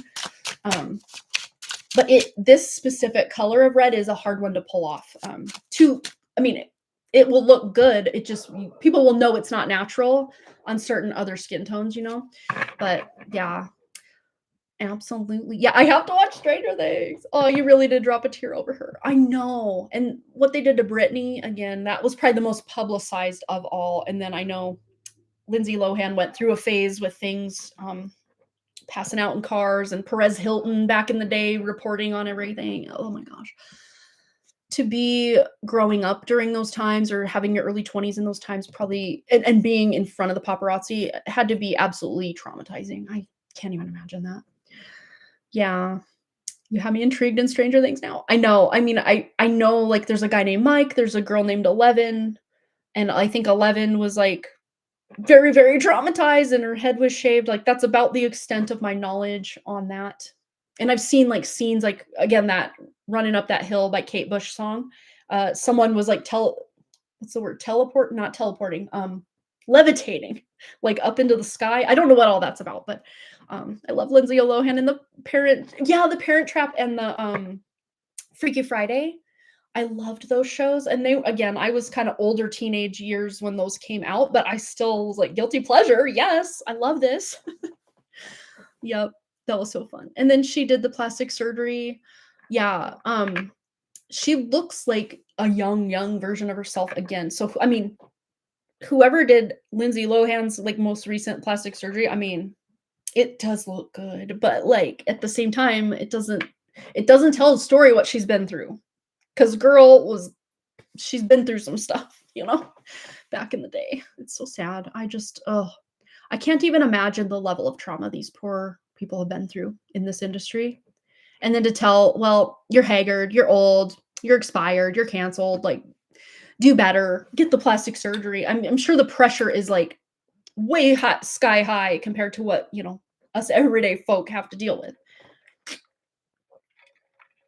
I would not want that life, I'll tell you. I'll take my boring, quiet, but yet busy with my kids' life over that any day. Yeah. Yeah, Parent Trap, but rose swap. Spirit swap, parent swap, whatever, same thing, no. Alright, we've had our chit chat. I missed you guys. I could sit here and chat all day, so there's me chatting away. But let's get into Brianna's reading. Well, I guess the ladies I'm sitting here chit-chatting with are the last 2 donations I have so far. But correct me if you've donated and you're not on the list. Brianna, for her 1 card pull, that's never 1 card, you know me. And then, Versha's handful of questions there as well. All right, so channel a divine message for me right now. Thank you, by the way. I got unapologetically married on 11/20. I am so happy I did it without him, without anyone but him. I first read that without him. I'm like, I hope he was there. I freaking love that. Congratulations. Big hugs, big hug. Oh, that's so exciting. You have no one to apologize for. As long as you and the groom were there, like, who cares who else was there? And, if you guys wanted to have a celebration with friends and family later on, like, that's your prerogative. But I think that is, I mean, if you think about it, that is such an intimate thing to literally be like, if you take it with the like biblical, like church marriage and contracts and things, how private of a moment that is that you're sharing with everyone, including like random coworkers or people that, you had to invite because they're from the other, the groom's side or whatever. It's like, I love the idea of just a private ceremony with just the 2 of you and whoever's doing the ceremony. Oh, and you looked gorgeous. Oh, that is so exciting. Oh my gosh. Oh, I'm just gushing with excitement for you. That is so fun. And I love that you did it on your terms and him on his terms rather than having to feel like, well, if we have this big to do, we got to invite this person and we better invite if they hear that this person got about what a mess, like just do it the way you want and no F's given. We're celebrating with them in the summer time, but so much of our family are Christians, and I couldn't risk it being anywhere near my ritual. Thank you. Thank you for honoring yourself for that. We all should be doing that. Should be. There is no should, but we all should take our own rituals, our own sanctity, our own whatever into account before trying to please X, Y, and Z. Because if it were technically truly up to me, my dad would have been nowhere near walking me down that aisle. But to appease his mother, my grandmother, who I didn't even have a close relationship with at all, but just not to rock the boat, I had my dad walk me down the aisle. If I had it to do all over again, it would have been my brother. Because even though he's 4 years younger than me, we used to jokingly call him dad because he was so protective and like, where do you think you're going? And oh my gosh, like my sister and I used to call my brother dad, even though he's 4 years younger than me, 2 years younger than my sister, the only boy in a single mom household with only sisters. He had no choice but to step up and be the man. And he more than filled that role in a way that, as far to the capacity as someone 4 years younger than me could, he filled that role very well. So it should have been him. He was one of the groomsmen. What do they call those guys? Bridesmaids and groomsmen? Is that what they're called? Oh my God, I'm blanking. I think that's what they're called. I mean, there's the best man and then the groomsmen. I think that's what they're called. He was one of the groomsmen. So it was my brother, and then Ryan's 3 brothers were the groomsmen. And then my bridesmaids were, my maid of honor was my sister. And then my best friend growing up was a bridesmaid. My cousin was a bridesmaid. And then another friend growing up was another bridesmaid. So yeah, groomsmen. Okay. I was like, that sounds right, but yet kind of not. I don't know. But yeah, no, I think it's right. Okay. Brianna, let's start our timer and just get you that divine message that you are seeking at this time after your lovely nuptials. I love it. All right, here we go. Anything Brianna needs to know? Love it. Okay. Look at this. No, I'm seeing this as the best thing ever because it's like you left an old programmed matrixy version of you behind before that ritual that you are now stepping into. There's no choice but to step into a new version, a whole new timeline after a death card. This was a good death because, you orchestrated this death of being single, of your past, in this life, maybe certain past life elements and even family lineage elements that you just decided not to take into this next chapter. And even if you entertain some of these people from your past, or they're still judging you on versions of your past or what have you, it does not have to be your reality moving forward, because this is what you have left behind. This was definitely like not even starting a whole new chapter, Brianna. This was you starting a whole new book, a whole new, the wedding and everything, leading up to your wedding, and then you performing this ritual of wedded life is not even a whole new book in a series, but a whole new series you're starting. And you can take, cherry pick from the past what does belong here and what doesn't into this future for yourself. Back of the deck energy. This is from a place of spiritual love, commitment, contentment, self-love, love of your partner, love of, that loving energy that is following you into this next chapter, because there's no room in this next chapter for all this noise. And that's why you kind of laid it to rest. It was almost like, weird as this may sound, a funeral service for what does not belong in your life anymore. And also, in tandem, a celebration of the love that you already both were and are, but also the love you're going to create and the legacy you're going to create together as husband and wife, or whatever you want to call yourselves moving forward. This is a whole new series, not even a whole new chapter or whole new book in the series, but a whole new series. All right. Anything else Brianna needs to know moving forward? Good news, happiness, excitement, all the good things. What does she need to know?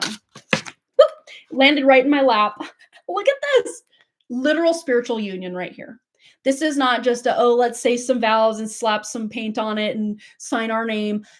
Legally binding contract. No, this was next level spiritual ritual right here. And this is actually, weirdly enough, as binding as rituals or contracts normally are, this was like an unbinding of the false. So it's like, yes, you're bound in this new, but also this was an unbinding of both of your energies and your energies together from that false or past energy. An unbinding ritual, but also stepping into this honoring of each other spiritually, mentally, emotionally, physically, etherically, all the things, without the if you do me wrong, there's hell to pay, consequences. No, that's all left in the past. All right, closing statement for Brianna. Moving forward, divine messages, Netcaster. Preparations come to fruition. And again, this is out. Weirdly enough, I almost read preparations as reparations. And not reparations as far as, anything related to your ethnicity or anything like that, but this is like matrix reparations. You have, again, cast off the net of the matrix on this contract or ritual or quote unquote binding of this sacred union between you and your spouse that has nothing to do, again, with that matrix programming. But this is letting you know that the plans that you make, especially together, and you nourish and you nurture together, no matrix controller, no matrix trickster, no entity, nothing can stop you. Nothing can stand in your way because you're like cast in the net of the divine, under the divine protection now to move and be in this world, but not of it. That, holy cow. Do you know how powerful that is? And as I say that, I know our timer went off, but I'm seeing the animal apothecary staring at me. There's a card in here for you as well. Oh, and I'm hearing there's also a card in the clarifying life situations deck. So we'll grab these last two, kind of just let them speak for themselves. How about that? I'll probably have something to say about it, but I love it. You are about to shine.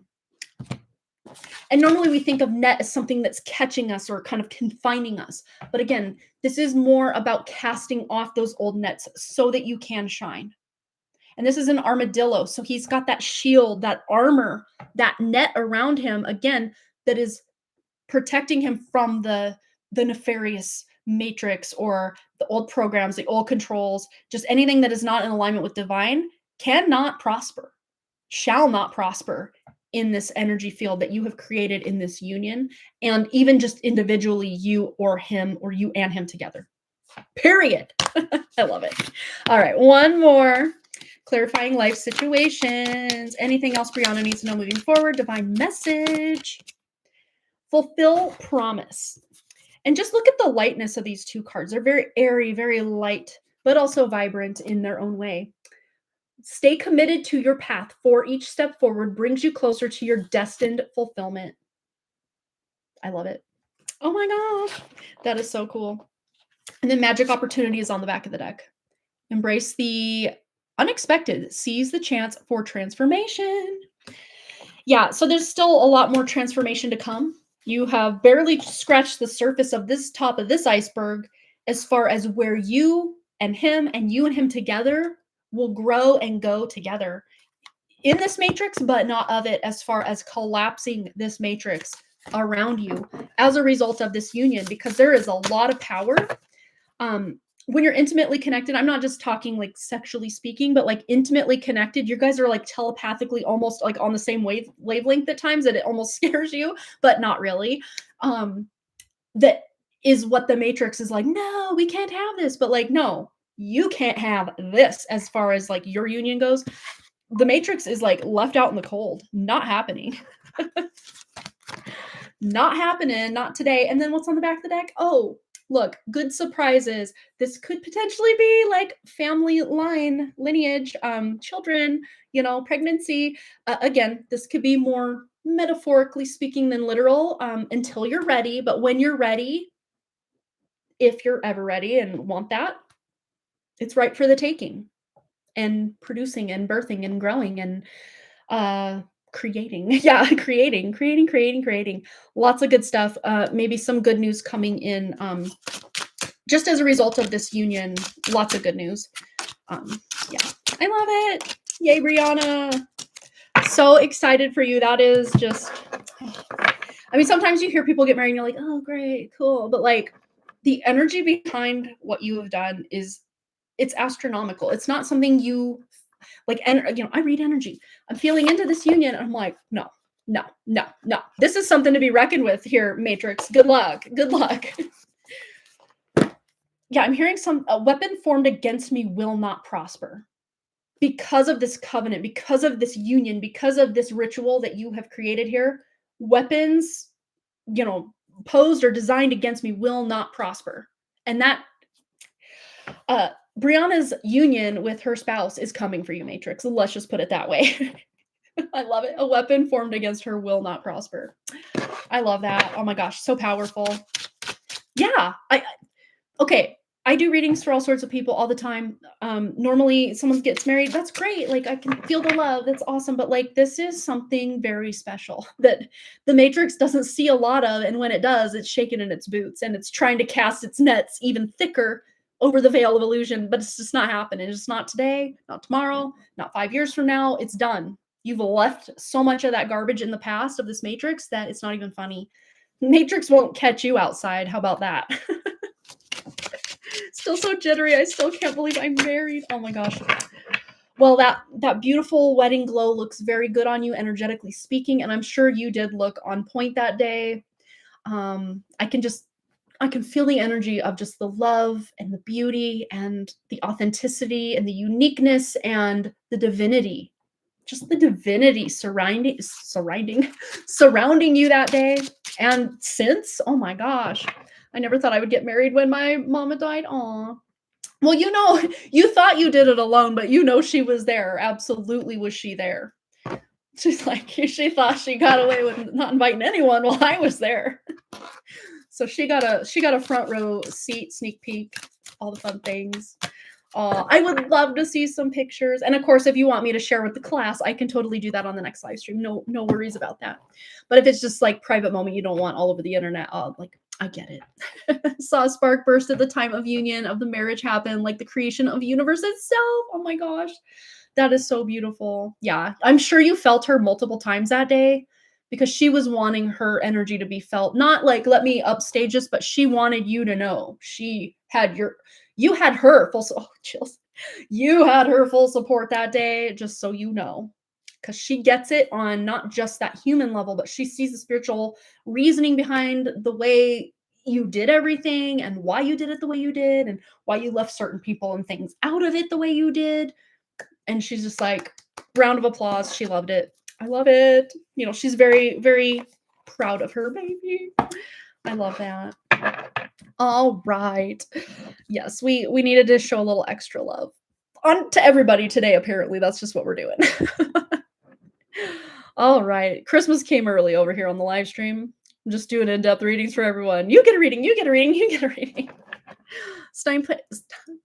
I can talk. Timestamp, please, and questions in text. Thank you for the reminder that I do need to make a timestamp for Katie as well. Okay, I did have a little notebook here that Wrigley has since... Oh, there it is.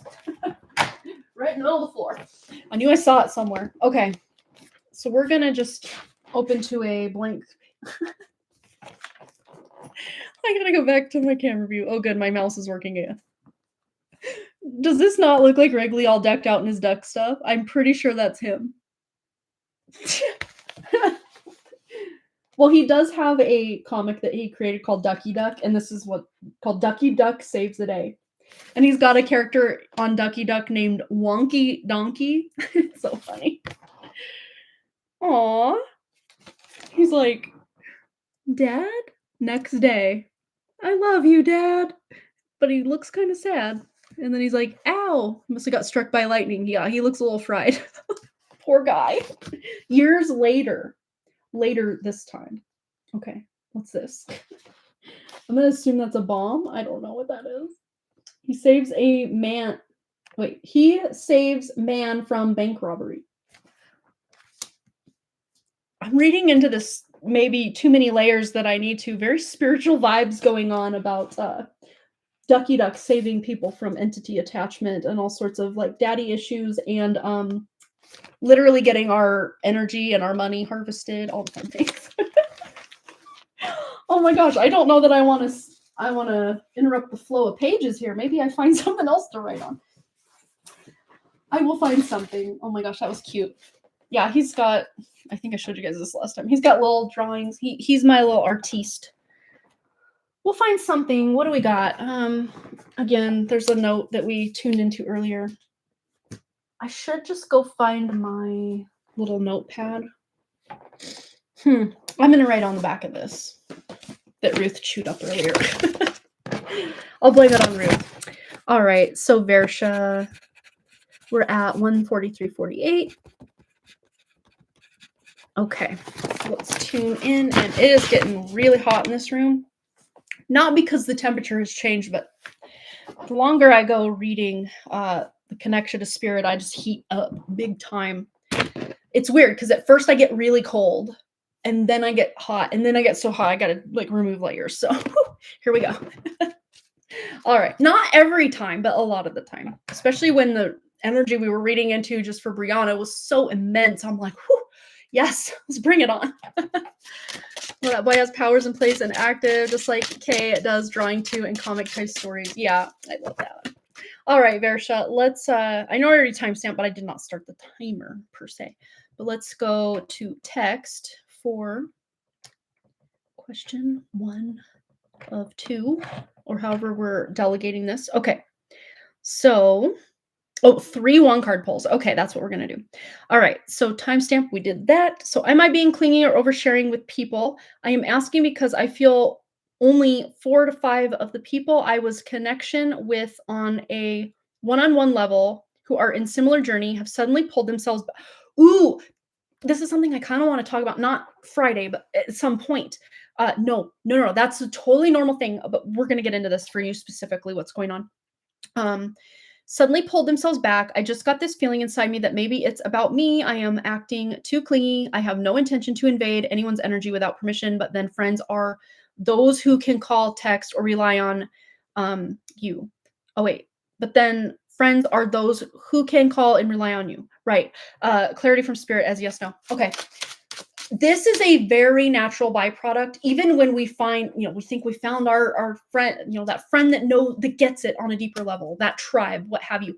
These people also don't always stay in our lives forever either.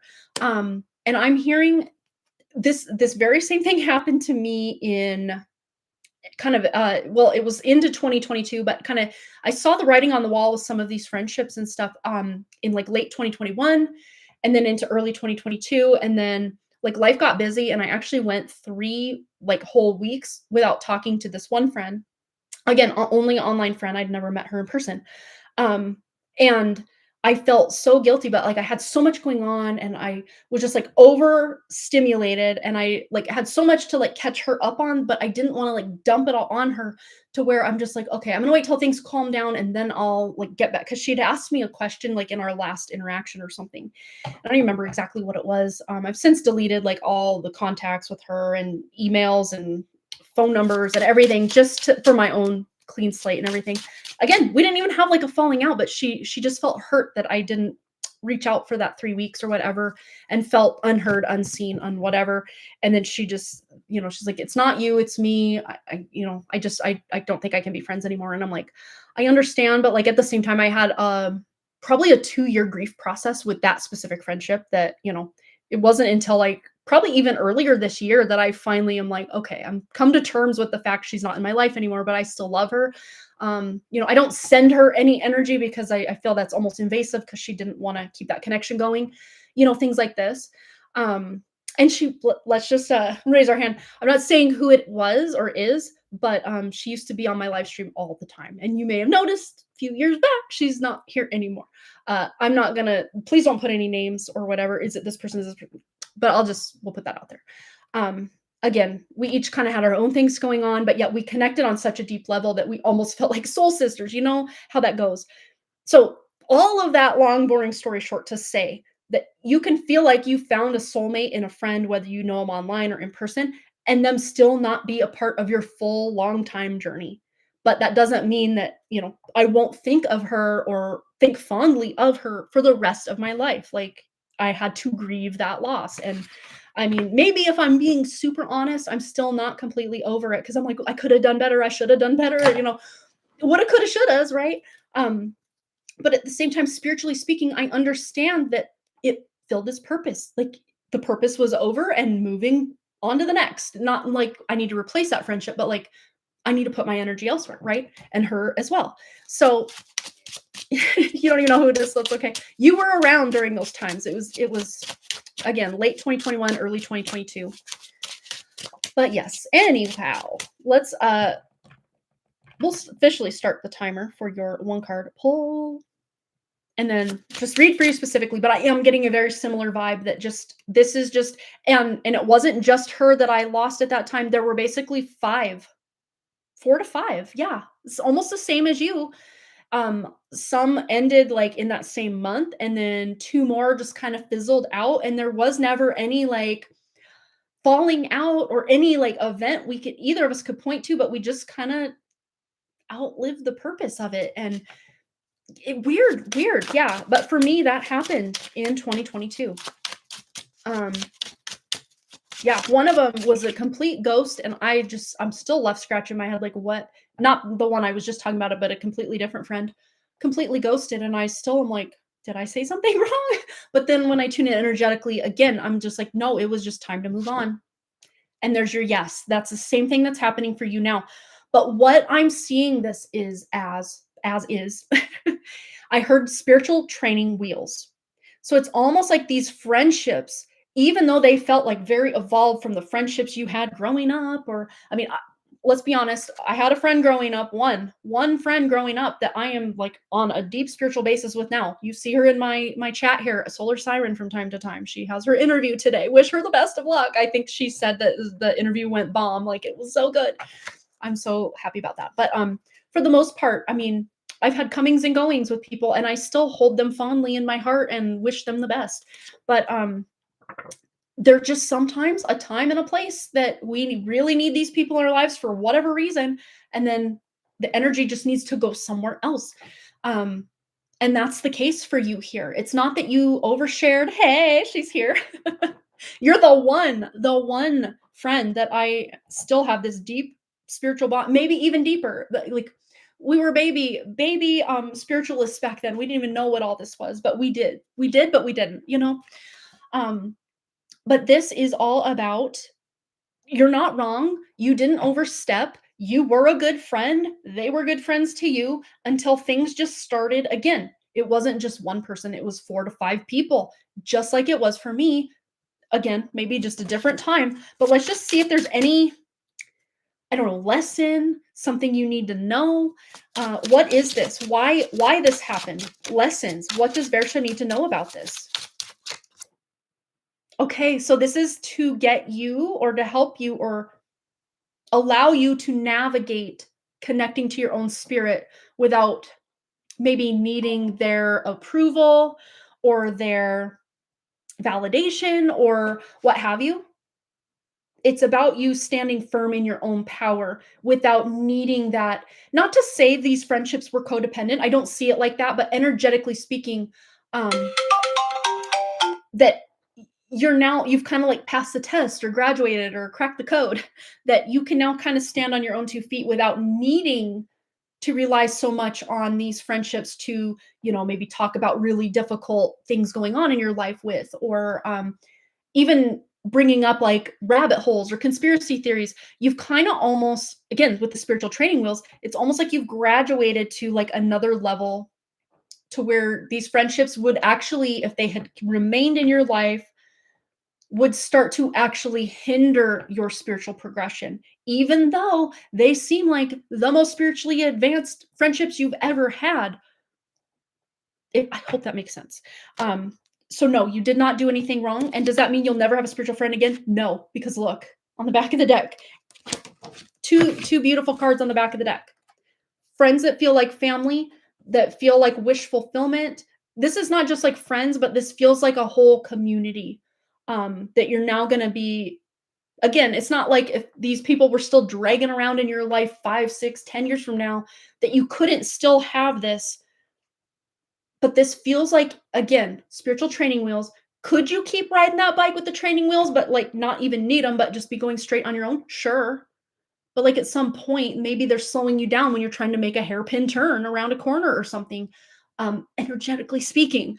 So it's just more spiritually healthy to allow certain connections. Maybe you've been the one to reach out 3, 4, 5 times and you haven't heard from them, to gracefully bow out, send them love, or if you don't feel like they are open to that, because the friend I was talking about first, I don't think she would have been, especially at the time, and even most recently is 2024, wouldn't have been open to even receiving my love or good wishes. Like she just wanted to close it all down, and that's her prerogative, and I greatly respect that. And I don't even try to tune into her energy field at all. right around the time it all happened, I'm like, "Wait, what happened? I don't understand. Am I a bad friend? Like, what happened?" And I was like trying to do all the readings and tuning in and like, what did I do? And then I just realized, just stop, just stop. Like, no, it's okay.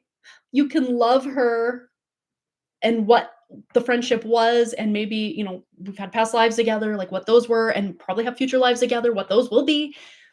But this is the end of the road in this life, and I'm okay with that now. I mean, it took me probably 2 full years to be like, but it's okay. Um, and it's not that I like, quote unquote, replaced those online friendships. I haven't. I really what it's actually done is make me, not make me, but like, again, with the training wheels off, I've kind of ventured into new territory, locally speaking, and have met some really greatly spiritually attuned people locally to me. And I think the wave of the future really is about um not so, again, not that there's anything wrong with internet friends. I have had some of my deepest connections have been ever have been with internet friends. So there is the depth that you can get with internet friends is no joke. Let's just put that out there. But what this new wave of the future is calling for with this like dystopian AI future is to literally get off the internet and meet people in real life, IRL, as much as you can. Because there will be some IRL in real life spiritual connections you'll make without these kind of energetic placeholders in place, kind of taking up that space. You're kind of revamping that space. It's almost like you're having a roommate, then the roommate moves out and you're all alone, cricket, cricket, cricket. But like also their blank slate of a bedroom and shared spaces you had together when they took their stuff kind of leave room for you to kind of think, "Ooh, now what could I do with that space? Maybe I could make myself a music room or a reading nook or an art studio or an altar space or whatever." Possibilities are endless. um I love this. So this is 2 cards, 3 cards, 4 cards are basically saying, yes, this is sad, but this is not the end of the road for you and friendships as a whole. This is just the beginning. You just have taken off some spiritual training wheels with kind of your maybe first or group of first spiritual friends that you've had. That doesn't mean you've overstepped or done anything wrong as a friend. It's just kind of end of the road with that specific energy for whatever reason. And your spirit is like, if you could just hold on and see what the future has in store, you can still have this bittersweet memory of this friend that was in your life for this time or whatever. um but the case may be that now that you've freed up that space and grieved maybe the loss of those friends or the connection you thought you had or whatever the case may be, will now bring in or hold space for these new connections to come in, but also for giving some space for you to become your own good friend as well with your own spirit, if that makes sense. I hope that makes sense. All right. Yes, we did go over time, but like, theme of the day. Aw. My friend that we just I met with her. I wanted to give her birthday gift, and we met for coffee at her house this morning, and we had a nice, fun connection. I actually made her some candles and got her some other things for her birthday, but she texted me. She's like, "You are so inspiring," and then she kind of goes into detail about what we were talking about. But oh, that was sweet. But that's the friend. Weirdly enough, let me cover her last name. That's the friend that I was referring to as my local, like, spiritually connected friend that, again, didn't replace these online friends, but this is just further Versha. You can't make this shit up. This is just further verification that you will, again, not that it's about replacing anybody, but you will be able to have these close connections in person, mind you, not just online, but in person eventually. I love that. So there's your confirmation. My in IRL friend texted me again. I probably hopefully covered everybody's name up. It says 2 minutes ago. So during our messaging, our reading here. There you go. Yeah, you really can't. I mean, yes, you can feel the energy and the vibe between people online, absolutely. but it's just even better when you can feel their presence in your physical reality as well. It almost kind of closes the circuit or grounds that reality in a way that, again, some of my most powerful and potent friendships have been online friendships and connections that are either still in my life or no longer in my life. But when like specific ones that I've got, I met them online and then I met them in person, it just took it up a notch. It was all still that same beautiful foundation that we built online, but like with a cherry on top. Like that's what the meeting in real person in real life does for like those internet. And you'll see them all the time, these like reunions of my internet friend that I met in real life. It's like a reunion. It's not, I got chills. It's not even like, oh, awkward. Like these people are, especially the women, they are bawling, screaming, running, and just like jumping onto each other. Like it's, go look it up if you don't know what I'm talking about. Internet friends meet in real life videos. Like it is some of the most inspiring stuff on the internet out there. Here's me on Friday telling you to get off the internet, but yet I'm giving you homework. Go look on the internet for more stuff. But I dare you not to. Here's a challenge. I dare you not to shed a tear for some of these meeting your internet bestie in real life videos, because it's real. It's a real beautiful feeling. Okay. You're so welcome. Let's get into your next question. And then we did Pika Lee. Pika Lee's here. Hello, my dear. We do have a donation that came in from Pika Lee as well. Let's go to the next text question for Versha. Okay, so continuation to above, I had made friends in the Telegram group of Roots Restored Wellness, and suddenly I feel not so good energy coming from A and N for some reason. In fact, I introduced N and A, and now I feel they are just Versha. This is the same scenario I went through with two of those friends, the first one and then the second one that I was just talking about. Okay, what is happening? I think to this day, those two are still friends and they cut me out.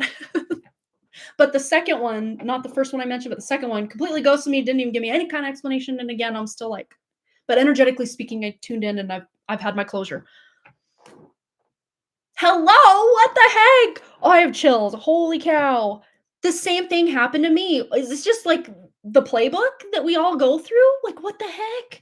Okay, here we go. Woo. All right. Coming from A and N, for some reason, in fact, I introduced N to A and now behind my back kind of stuff, maybe thinking too much. You're not thinking too much. That's exactly what happened. And not just because that's what happened to me.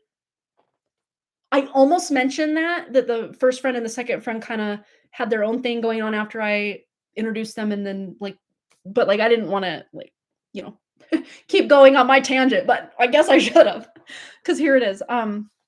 Holy cow. Okay. Yes. No, you're not making this up in your head. This is real. This happens. This happened. Yes. Okay. So there is another smaller group from the same group that I am part of it too. This week, I tried to help two people with their membership to the YouTube channel. One of them just replied back to the effect of, "Shut up, V, I don't need your help. And why the hell are you even trying to help here?" When I asked the owner and not you, it surprised me. I was missing the point. Okay. Yeah. Wow. Misunderstanding what she was asking, or was I just, no, I'm hearing that's a her thing. She probably does feel bad about that. But at the same time, you may never hear an apology for that. People are triggered right now. Let's just put that out there. A lot of people, spiritual NPCs and everything in between, are very triggered right now. And for good reason. I mean, this matrix is a very triggering place. We're literally like in a hell realm. I don't even know how else to put it. So yes, no. Okay. Was I out of line? No, you were not. Again, she was triggered. What else is going on? So what's going on? Some yes, no clarity, please. My I am presence and pure source consciousness. Is it me or them? Again, I'm not saying something you didn't say or whatever didn't trigger her. Probably it did. But again, that's a her thing, not a you thing. But I'm hearing this was for the best. I'm already hearing that. This was for the best. People's true colors are coming out. The one that's like, shut up, Versha, blah, blah, blah, I didn't ask you. She was all ready to somebody else talking behind your back, almost about the state of your helpfulness, or weirdly enough, it's coming across as like know-it-all. Not that that's where you're coming from, like, "Oh, I know everything. Listen to me, trust me, I'm the leader." That's not where you're coming from at all. That's just how she's interpreting you being like, "Oh, I know the answer to that, blah, blah, blah. Oh, if you have trouble doing this, try this." Like, you're not trying to be a know-it-all, or and weirdly enough, holy cow, Versha, I'm seeing this mirrored with things Kashvi's got going on at school, and her trying to be helpful or step in, or that's not the right thing to do, that's not the rules. A very similar thing is happening with you and with her, but in different, like, the contexts are quite different because you're in a more spiritual community, she's in a more mean girl community. But at the same time, there is mean girl with the one specifically that told you to shut up, and there's spiritual jealousy from her to you. So she may have already been talking to certain people that you know or don't know, or both, that Versha thinks she knows everything. Even again, that's not the energy you're presenting with, but that's how she's interpreting things. Like, I didn't ask for her help. I don't want her help. I wish she'd shut up. She said these things to other people, again, probably through text or some backdoor avenue, not like in person. Yeah. So interestingly enough, this is kind of a lesson because I was asking the lesson. What this is teaching you. This is to just step out of the matrix.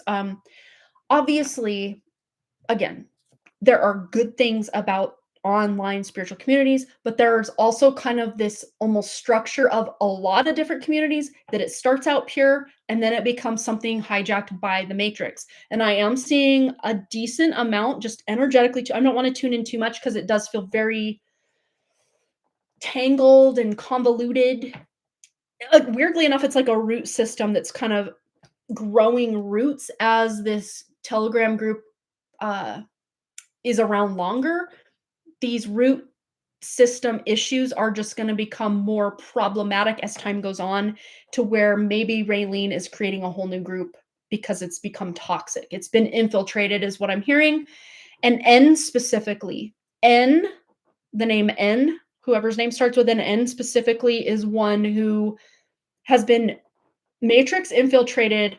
Not to say she's an NPC. I don't mean it like that, but she's just got some triggers that have allowed her to become hijacked by the matrix to start bringing in some negativity. If you talk to Raylene, I would just caveat, I would just make it a very brief 1 to 2 to 3 sentence thing, not over explaining the situation, but because Raylene can read energy on her own, and just say, "Hey, I've been dealing with a few people in your group that have kind of gone off the rails, energetically speaking.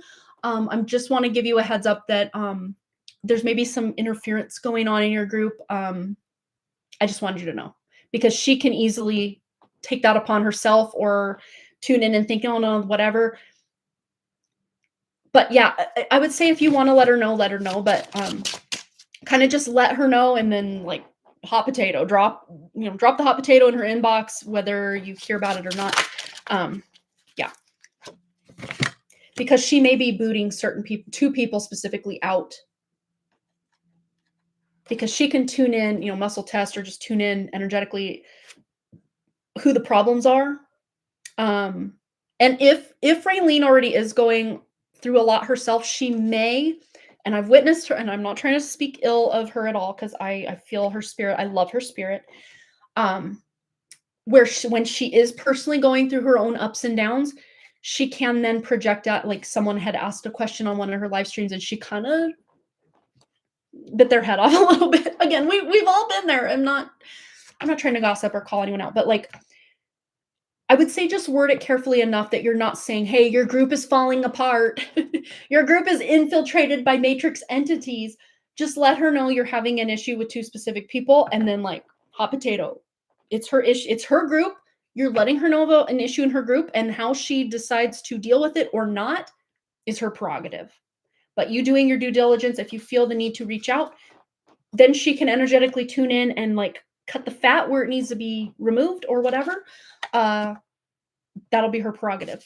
Any other advice, guidance, wisdom with NA, this group, Raylene, anything else that Versha needs to know about this situation? Empty well. Time to replenish. So this may even be you stepping back from the group for a while. This is the Tower card here, 16 energy. And when the well is empty, it's like you don't have a lot to give. So this really is about you allowing yourself to just step back energetically for a while. Oh, and then we have surrender. Because there just may be this theme in your 11th house. I'm trying to remember. So you're a Virgo. So Cancer. Okay, so Jupiter was in your 11th house, and now it's starting to retreat back. It has retreated back into Gemini per Vedic astrology. I want to say it's like March of next year, or maybe later than that, that Jupiter does go back into your 11th house. But for you, while Jupiter's in retrograde from your 11th house back into your 10th house, it might be an okay time for you to kind of just go within and kind of reassess or kind of take inventory of the different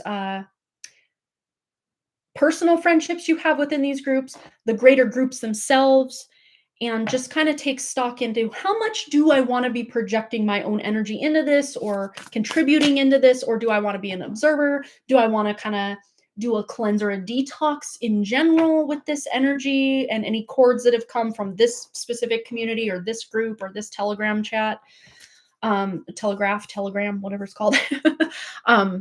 Yeah. And I have a sneaking suspicion it has everything to do with Jupiter going retrograde out of Cancer and back into Gemini. So you can consider the blessing of Jupiter that it kind of called out some spiritual BS that's going on behind the scenes. Issue with A. Let's just tune into that real quick. Tea leaf. Issue with A, and then we'll go to the next question. You get two. Dog far away. Distant friend is thinking of you, and then table hard work ahead. Okay.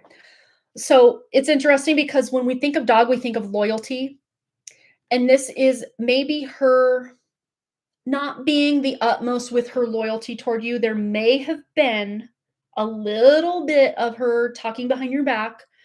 Nothing that if you had heard it, like you'd been a fly on the wall, that you'd have been like, how dare she? That's a lie. I never did that. It may be you hearing what your actions have done, but just in the way that she, like the context or lens through which she's seen the actions you've done, and you may not agree with it because she's, again, projecting her own past, her wounds, her trauma onto things you've said or done to her in the group, in the kind of friend group, and just kind of misinterpreting things from your true intention. And maybe has been a bit of, again, gossiping, again, not like, oh, they're just so stupid, not gossiping like that, but like, I think maybe sometimes she oversteps, or, however it is she's interpreting it. Again, it's not true to what your intention is, but the way she's interpreting it, she may have been discussing you behind your back with people that maybe you don't agree with the way she's discussing you. But again, it's not a flat out like character assassination of you either. It's not like drop her as a friend like instantly. It doesn't feel like that specifically, but it may be that, I don't know, if you feel the need to have any kind of conversation with her or not, it's up to you. Maybe just clearing the cords between you and her would be all it takes. Or maybe you're just deciding to protect your energy and pull back. Whatever you decide is valid in that regard. But intuitively, Versha, however you're feeling or whatever you felt was said or done or not said or not done on your behalf, behind closed doors or whatever, with her energy, just tune into her energy. And if you're intuitively feeling anything, believe that, because it's pretty clear what's going on. She asked me not to text her at all as she decided to go within. Okay. And that's more what I've tuned into was like, her kind of maybe not defending you behind the scenes where maybe she could have or should have, but instead she's just kind of just choosing like hot potato herself. Like, I'm not getting involved. But maybe some of the things she did say to a couple others, you may not have agreed with the way that she maybe presented your energy to them. But yeah, her stepping back was a personal decision, but also sort of outside trigger. She's just deciding to step back from not just you, but other people as well. Yeah, just kind of like, I'm out. Let's pull a clarifier on that, but we'll get to the next question here. Yeah, we're on it. That's the energy here. But she's just deciding again, like think of money as energy or energy as money. She's just deciding not to spend a lot of money or energy with other people right now. So she did not lie about that. That's very very true to energetically speaking why she's pulling back. It's not that you said any one specific thing that put it over the top or whatever. And if you do feel she talked about N with you, then absolutely you're right on it with that. I must have said things about me how I talk to Kay, and most likely. But again, she's projecting through the lens of her own experience, her own trauma, her own upbringing, her own whatever, as to why you should or should not do certain things or say certain things the way you did them or whatever. And that's okay. I mean, it's not okay that maybe she did that, but it's okay that you feel however you want about it, or protect yourself or clear the energy, cut the cords, whatever that looks like for you about it moving forward. All right, so next, you're so welcome. Yeah, there's a lot that we tuned into. It might be good to dissect, or listen back and just see what all we tuned into. But so much of this resonates. I mean, you're not alone in the fact that this happens even in the most spiritual of friendships you've ever had. This shit happens, and I'm so sorry because it's devastating. It feels like a grief or a loss when people pull back. And even if they pull back at first saying, I'm sure I'll be back, but I just need my time, even that can hurt, but then we start to examine our own, like, we start to almost like get a magnifying glass and examine everything we said, everything we did, maybe things we didn't say, things we didn't do, and we can get in our heads about it. So it's like, give yourself the grace that no, you were trying to be the best friend you could be in any given moment, and clear any energy that may be residual or kind of toxic between you and the group, individuals, whatever that looks like for you specifically. And that should at least help you kind of set the stage for what to do next, whether these people are still in your life or you just decide to walk away or they decide to walk away or whatever that looks like. Any kind of grieving process that you need, or just being able to kind of have a game plan moving forward, whatever that looks like. All right. So I just witnessed that for a very powerful healer, there was a spiritual swap in her hubby more than 1 year ago. But turns out all the sweet husband stuff turns out he ditched her on a different city and then took the kids on the presence of a vacation and went back to their other home. He has not returned in 3 months, and now he doesn't allow the kids to talk to her. Oh my gosh, and much more. Now I am worried about the spirit swap happening for S. One, is it still happening, and will there be any? Okay, as I'm already tuning into S's energy, weirdly enough, we were talking about the hot potato in your other, but I'm seeing hot potato like, but no, she's your kid to raise. If anything, there may be, I would say like, the best word I could think of would be like a threat, like I will take our daughter, I will whatever, but there's no true intention for that because he cannot raise her. Even if this spirit swap happens, no, you're the one raising her. That is a big part of what you quote unquote signed up to do here. Yes, I can totally timestamp for that for you, hun. Good to see you. I hope you're having a great holiday season, whatever we call this end of the year time. I hope you had a good whatever holidays you celebrate and time therein. um, but yeah, I'm seeing a big part of what you are here to do, Versha, is raise your daughter and have a big influence in who she becomes. And that could not happen if for some reason she's taken away from, like, no, it's just not going to happen.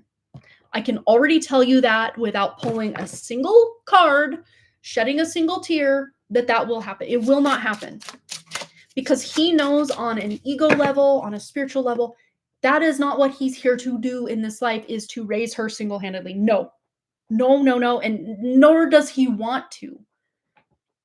He can barely, as mean as this may sound, emotionally speaking. Physically, that's providing financially, that's a different story. But emotionally speaking, he can barely provide for her in the dynamic that you already have. Even with this spirit swap and everything potential in the future, that's not what he signed up to do in this current spirit or a future spirit. Like that's you. That's your domain. And nothing in this matrix will take that away. So we will just put that out there. What Kashvi decides to do after she turns 18 or is, out of your roof, that's on her to decide. But up until her 18-year-old, whatever, getting raised by my parents or parent, it is you. You are the one she wants. You are the one you want her. That's nothing can take that away. The same when I tune into this, it's the same energy that I had when I tune into like the dynamic, not the dynamic, but the intention of raising that I had with my mom and my dad, because it even came to a point when our house burned down that my dad actually did offer to take us and raise us, like while my mom gets the housing situation figured out. Because he may not have a heart most of the time, but I think it was more his wife is like, we cannot let those kids live in that camper on top of each other in that camper over this hardest winter we've had in I don't even remember how many years. But that winter of 95, 96 was a brutal, heavy snowfall winter. But our love for our mom was more important than us leaving her so she could figure all this crap out. We said no. It was my mom let us decide. There was no way I was going to let my dad live under his roof full time, let alone even the 2 weeks that we had to do in the summer. Sometimes we do 2 weeks in the beginning and then 2 weeks at the end of the summer. Sometimes we'd only do 2 weeks in the middle. It was kind of up to us a lot of times in the summer, like how long can you deal with this before you just have to get out of here and go back home to your mom. At least that's how I read it growing up. But yes, uh, she's yours. Like energetically speaking, she is yours to raise. Let's just before we start any timers, before anything, yes, you're good to go with that. Threats may be their own matrix tricksters getting in there to try to throw you off your path, but no, absolutely not. I can't believe this happened though. That's so sad. But one, is it still happening? Okay. So let's see. No worries on the swap. We didn't even pull a card, but let's just see any worries on the swap. In the swap happening for S. Is it still happening? And will there be any change in him? Okay. The only thing that could happen would be that the swap maybe doesn't happen again because the ego of the current, weirdly enough, I hear current system is keeping his ego so entrenched and hijacked that it almost is this hive mind matrix control that his true spirit that's currently there almost has no say. It's not even in the back seat. It's like being dragged behind the bus. It's so far in the background is what's coming through. But as far as that derailing your purpose, your path, it may in ways throw huge wrenches or kind of break down the system a bit here and there as far as like, if you throw a wrench in the gears, the machine might stop working for a while till the maintenance crew comes in and replaces things. But energetically speaking, there's only so much matrix interference through through these friend groups that you have, through community people, through the entities trying to get through Kashvi, through you, through whatever. There's only so much those tricksters can do, but they cannot veer you off your full path indefinitely. There's no way. Your spirit alone is too strong for that to happen. Can they put a roadblock up? Sure. Can they put a bump in the road? Sure. But there's no even detouring going on that they can do to force your hand as spirit in this false matrix. It has to almost trick you. So the more you can step out of ego and get into your spirit, the less tricked or roadblocks or hindrances or any kind of hijacking can happen in your field. That already is answering a lot of what's going on here. Yep, it is. I see right now the ego is evolving like a siphoning grind itself. Yeah, and that's just going to keep getting more very like in our faces with these people who are very matrix controlled as time goes on. And we're starting to see this split of people that are like, I do not want this AI dystopian future. I do not want that. I want to connect back to nature and maybe have good technology that's actually going to improve the human experience, not literally enslave us further. But then you're going to have those matrix drones. I mean, I hate calling people that, but so many people are so disconnected from their own spirit that they've basically become an NPC in and of themselves. But there's that spirit to spirit part of me that's like, please wake up, please wake up. But even if you don't, I'm not going to hinder my awakening on whether you wake up further or not. So we can have that compassion or whatever for the people who are so entrenched in the matrix itself that they forgot who they are. Um, but at the same time, we can't let that hold us back from not being in that dystopian future, if that makes sense. Let's see. So he is observing me very closely and being watched. Feeling gives me very bad vibes. It really is giving monitoring spirit. What you said there, look up monitoring spirit or just tune in energetically what that means. It's entities working through him to basically act, his eyeballs acting as a camera, front row seat of your life to monitor what you're doing on not just a physical level, but a spiritual level.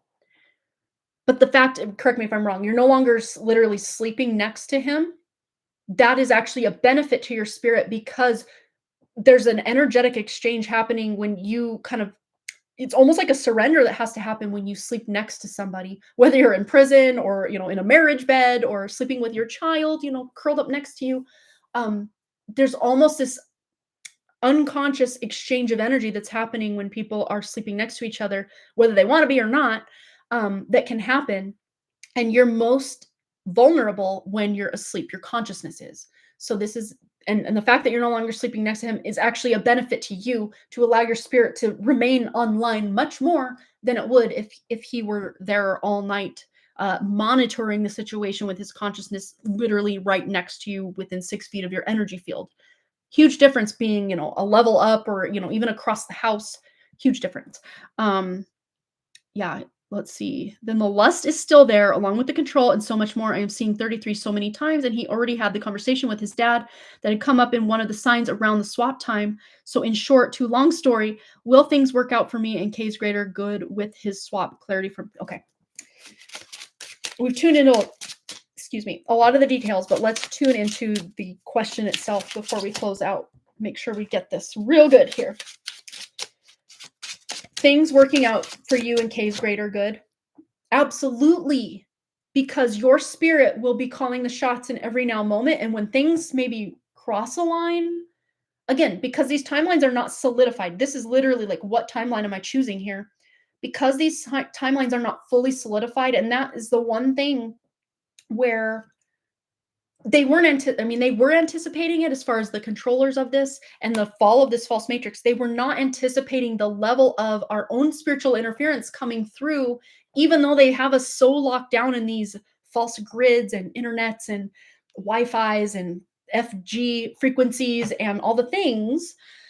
They did not anticipate that so much of our true spirits, those of us that are awake right now and will continue to awaken as time goes on, even though these frequencies are blasting 24/7, spraying, the food, the disrupted gut microbiome, all the things that they've done to lock and load us into this matrix still aren't enough to keep our spirit out completely as much as they want it. There's nothing. And it maybe at some now moment, again, because timelines are not solidified, but they were hoping they would be enough that they could just lock us in. Yeah, full spectrum effery out there. Absolutely. But in any now moment, Versha, you still have that free will and power to say no. Enough is enough. I'm out. Or, oh wow, the spirit swap has happened. Things are changing for the better. Oh wow. Either way, this is not set, so I can't even say this is exactly how it's going to play out because it's not set. But in any now moment, just know, Versha, that your true spirit has your back and your intuition is on point. And if it ever reaches a point where you're like, I'm not doing this anymore, I'm seeing a protective force around you that will find a way forward for you and Kashfi. If it comes to the fact that you have to part ways or go your own way, and whatever decision you make in that moment was the right decision. I always say that with the 7, which is the Chariot, which is one of my other birth cards. That and the Tower. We got to have options when the Tower's involved, right? Oh, thank goodness. All right. When you said protective force, I had chills. Yeah, I'm seeing like a frequency net around you, but it's a spiritual protective net through which you can come and go and navigate as you please. It's just that it's keeping certain things out of it, if that makes sense. You can go to those lower vibrations or timelines if you choose, but those lower vibrations and timelines can't come to your higher vibration and be like, nope, you're coming with us and dragging you down, if that makes sense. All right, let's find out. Anything else? Advice, wisdom, guidance, especially moving into these treacherous times with the lust and the control and the demands and the matrix control. Drifter. Okay, so it's almost like just prepare for the unpreparedness, unexpected. Prepare for the unprepared. Prepare for the unexpected. Life, experience it as it comes. So in each now moment, it may shift. But with that 14 here, it's sad and crazy as this is, as I'm gonna say it, I'm gonna say it. Life is only gonna become even more unpredictable, and things that we thought would never happen, especially in like the mainstream, if we look back even to COVID, and we never, that was unprecedented in our lifetime. They would lock things down and it would go to that extreme. And then, they're saying that, okay, well, moving on, for us to get out of this mess that's now been created, we're going to need these passports to be able to even travel or go anywhere and prove our identity. But we diverted that timeline because we said no, absolutely not. So there are that the good news of this chaotic 5 is things are not set in stone. So you don't have to choose that dystopian AI controlled, lustful counterpart that may be currently living in your home. You can choose a different version of him, or maybe completely him not at all, but you will be protected. Because this boat, no matter the tides, they may rise, the waves may come, the waves may go, there may be stillness and no wind, but regardless, you're floating, you're taking it as it comes, is what I'm seeing. So you will not be overturned or marooned or whatever the case may be. Closing statement. Anything else? Because you're straddling worlds, wandering between realms, drifter, wanderer. There is no stability in the drifter or the wanderer. But that's the thing, is this false matrix was never our home anyway. We are just visitors. We are in the world, but not of it. So to make a cozy home in this matrix is not for any of us. That would just be, decorating the walls of the insane asylum if we were to try to make this place our home. So this is just saying, energetically and vibrationally speaking, not to make this place your home, but you can make a home that's of a higher vibration within this false matrix that has that root in spirit, because spirit is our true anchor here.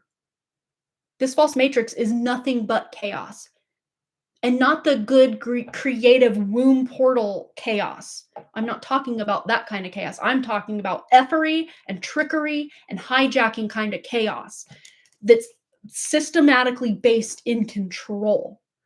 And the chaos of the divine is just that uncontrollable creative life force energy. That's the kind of chaos of spirit. That's not the kind of chaos we're talking about in this matrix at all. But you can straddle those worlds, and then the 52 adds up to a 7, which is about choosing the spiritual, choosing the divine, choosing to anchor in that divine even in or when those waves get rough. Because it's like choosing that vessel of the, take like the Noah's Ark of it all. There's that warning. I mean, we've all been warning. We've all been warned about what Agenda 2030 and what's to come in this false matrix, and the system of control getting even more controlled, even more controlled, even more controlled, even more subhuman. They're trying to literally remove our humanity from us. I do not choose that dystopian future of AI and control. I don't. And I know you don't. And I know a lot of other people in this world. It's like, this is not the futuristic, creative future any of us are wanting, but yet that's what's being shoved down our throats and told to us that this is a good thing. No, it's really not. And there will reach this kind of turning point where too many of us have said, F this, I'm out, energetically speaking. It doesn't mean we unalive or, go live in the woods somewhere. It's just energetically speaking, we stand in our power and our sovereignty and our authority enough to say, absolutely effing not. And then we bring that frequency where we stand in that moment. And this can happen multiple times throughout our lifetimes. This is not just one event where we say absolutely effing not. This is multiple times through many of our lifetimes where we've reached an energetic bypass where we're like, do I allow this person to take my sovereignty from me, or do I stand in my power? I'm sure you can name at least 5, 10, 20 times off the top of your head that you've done that by using your voice, or just ending a phone call, or opting out of something, walking away from S when he's trying to engage you in this fear and yelling and whatever. because you said absolutely effing not. And you've chosen your sovereignty and your authenticity and your divinity in that moment. And those are those moments. And again, it's not going to just probably be one overarching thing. I mean, it can be a big thing, it can be a bunch of small things and some big things thrown in for measure, but it's usually we're choosing kind of where we're anchoring ourselves in every moment. And when we're having a bad day, sometimes we feel like we're further away from our true spirit than we've ever been before. But no, we're really not. And it's just about touching base with spirit, touching base with our spirit, touching base with our spirit over and over and over again, connecting with your breath. That is your life force right there. And I think you know all this stuff, but it's just about even when life feels so overwhelming and so like, I don't even know what to do anymore, that's when you literally surrender, not the fatalistic kind of surrender, but that surrender to spirit, surrender to the breath that will bring you back in alignment with that higher timeline. And eventually we won't have to straddle these worlds anymore because we'll get so good at connecting to spirit that our spirit is all we can start to see, if that makes sense. So I hope that helped. There's really no fear here. False evidence appearing real, FEAR. The only thing to fear is fear itself. I can't remember who quoted that. It was like Shakespeare or something. I don't know, but I'm seeing it, and it feels like the things that we are threatened about or challenged on have very real consequences. I mean, think back again during COVID. If you don't take the thing in the arm, you don't work here anymore. Oh, but no one's hiring, so I need to work here. So therefore, I need to take the thing in the arm. Absolutely effing not.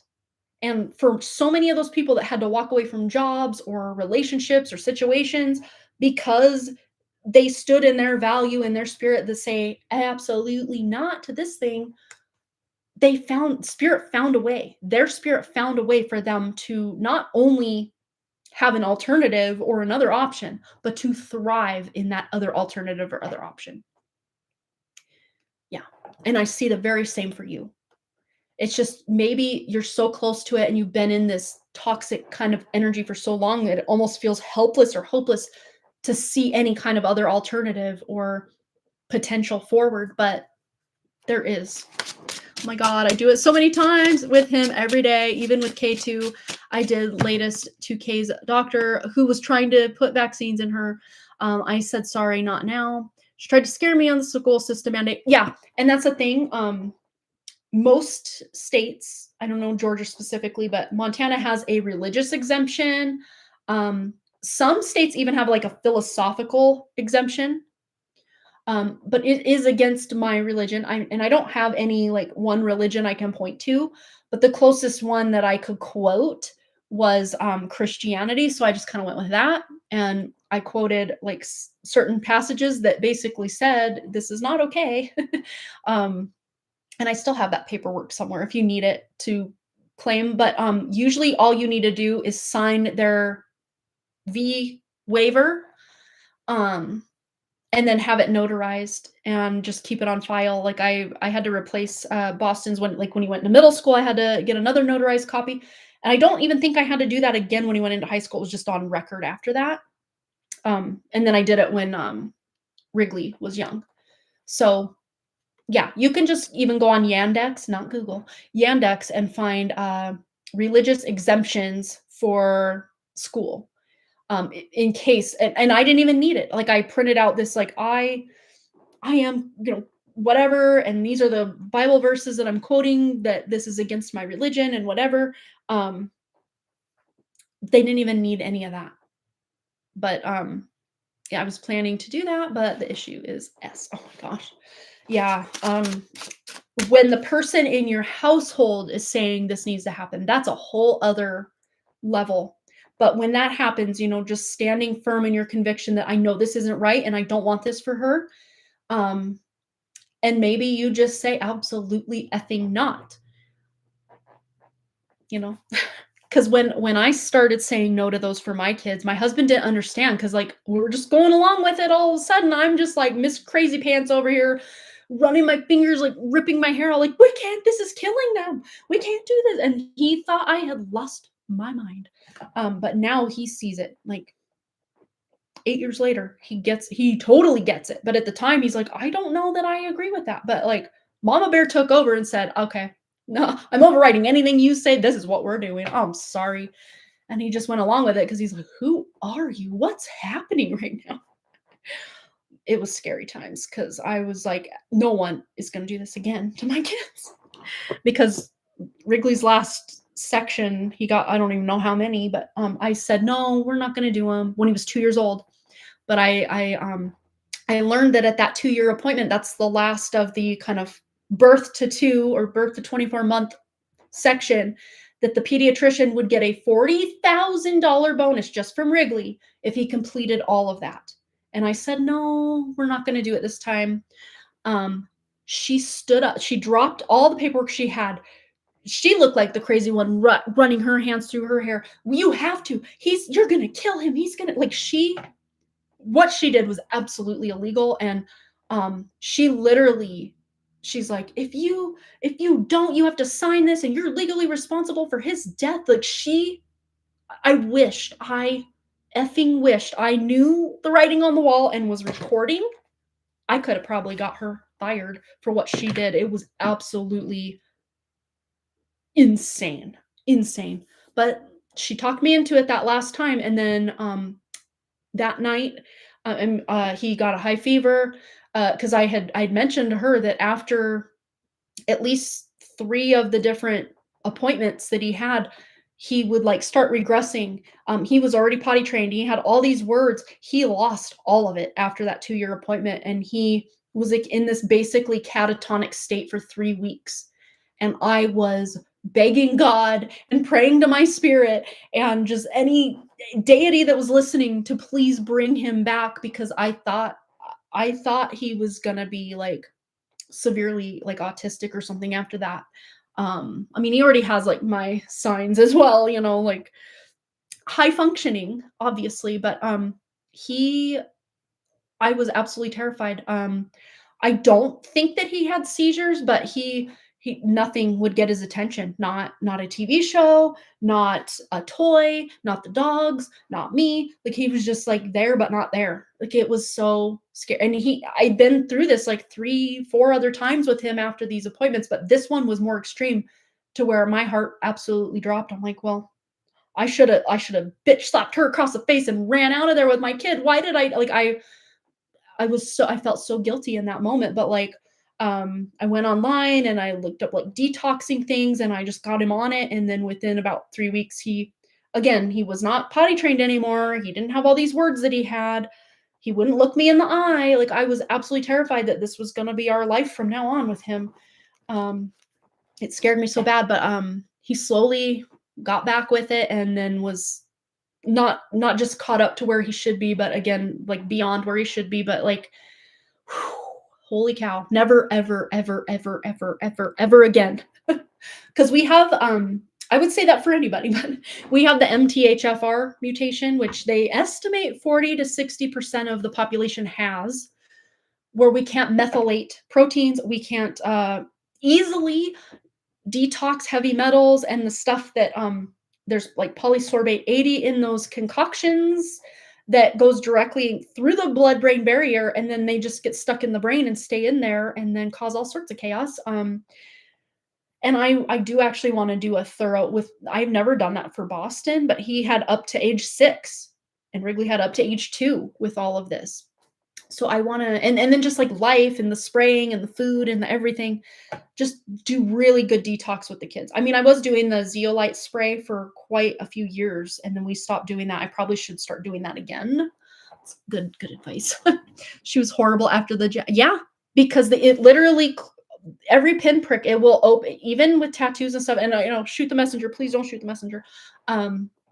It creates tears and holes in your energetic field to allow entities to come in and literally possess these poor kids. And not just right after the appointment, but, like, free range. It's like leaving your not only your door unlocked, but all your doors and windows open when you go on vacation, and just saying, whoever wants to come in and ransack the place, it's open. Big old billboard out front. Come in here. See right here? It's unprotected. Oh, so scary. Yeah, she was horrible after the jab, and S didn't even have a fever reducer medicine. I was mad. I'm not letting that happen again. It's hell. So no, thank you. Yeah.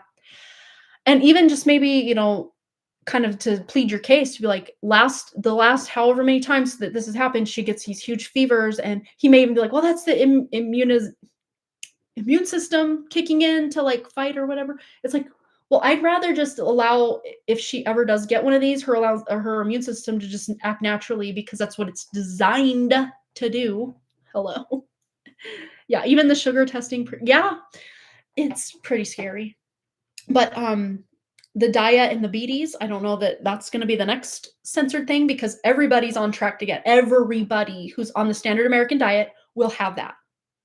I don't care how good your genes are. I don't care how good your, my ancestors didn't get it, whatever. The way the food system was not the way our ancestors ate.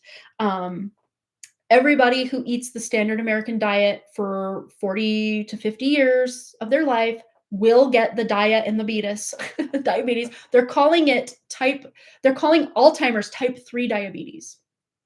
I don't know if I should even be saying that. I think diabetes is going to become one of the next big censored topics. Just, I feel it in myself. No one said anything. I haven't heard anything. I just feel it. It's almost like I almost felt the need to self-censor myself saying diabetes. Because everybody's got it. Not everybody, but a lot of people. And if you're eating the standard American diet coming into your 40s, your 50s, you're going to at least be testing pre-diabetic if that's what you're eating. And fun fact, friends that are of the feminine variety around here that are hitting perimenopause and menopause, our brains are completely rewiring during this process. It could take anywhere from 15 to 7 years, they estimate, as a perimenopause and then menopause. And then you live about 40% estimate of your life in menopause.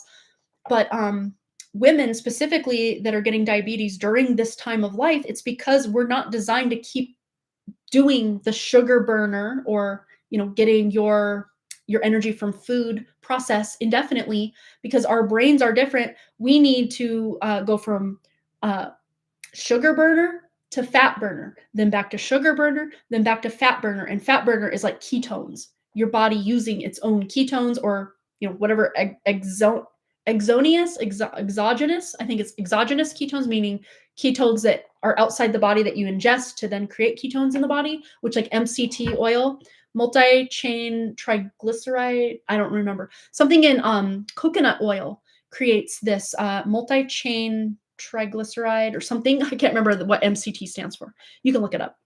But that's a way to kind of cheat the system and get some good ketones going.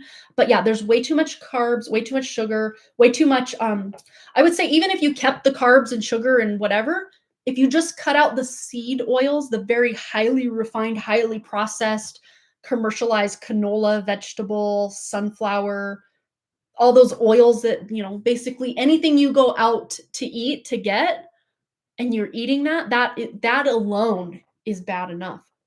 But then you add in all the processed and the glyphosate and the, sugar. I mean, it's just a perfect storm for absolutely decimating our gut biome and our health long term. So to be different, we got to be different.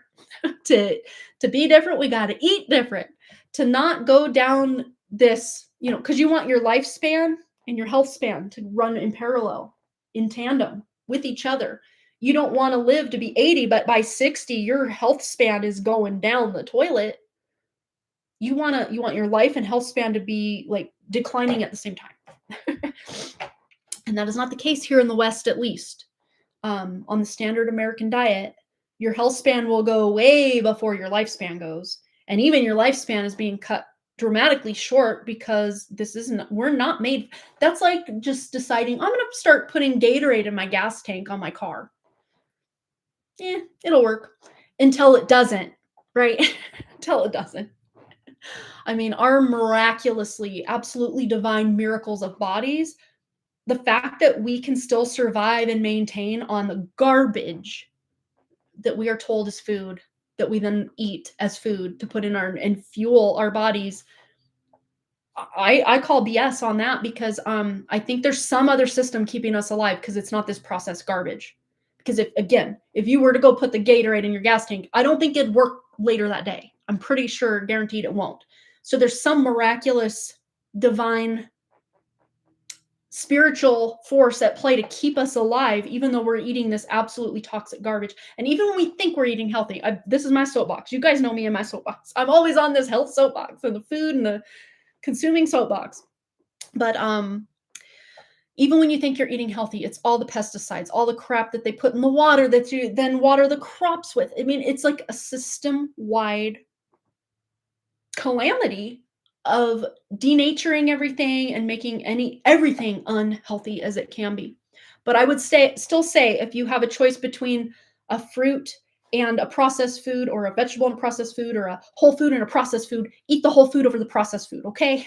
Do yourself a little bit of due diligence, as much as you can. And then incorporate some fasting, especially in my peri and postmenopausal women. It's really good.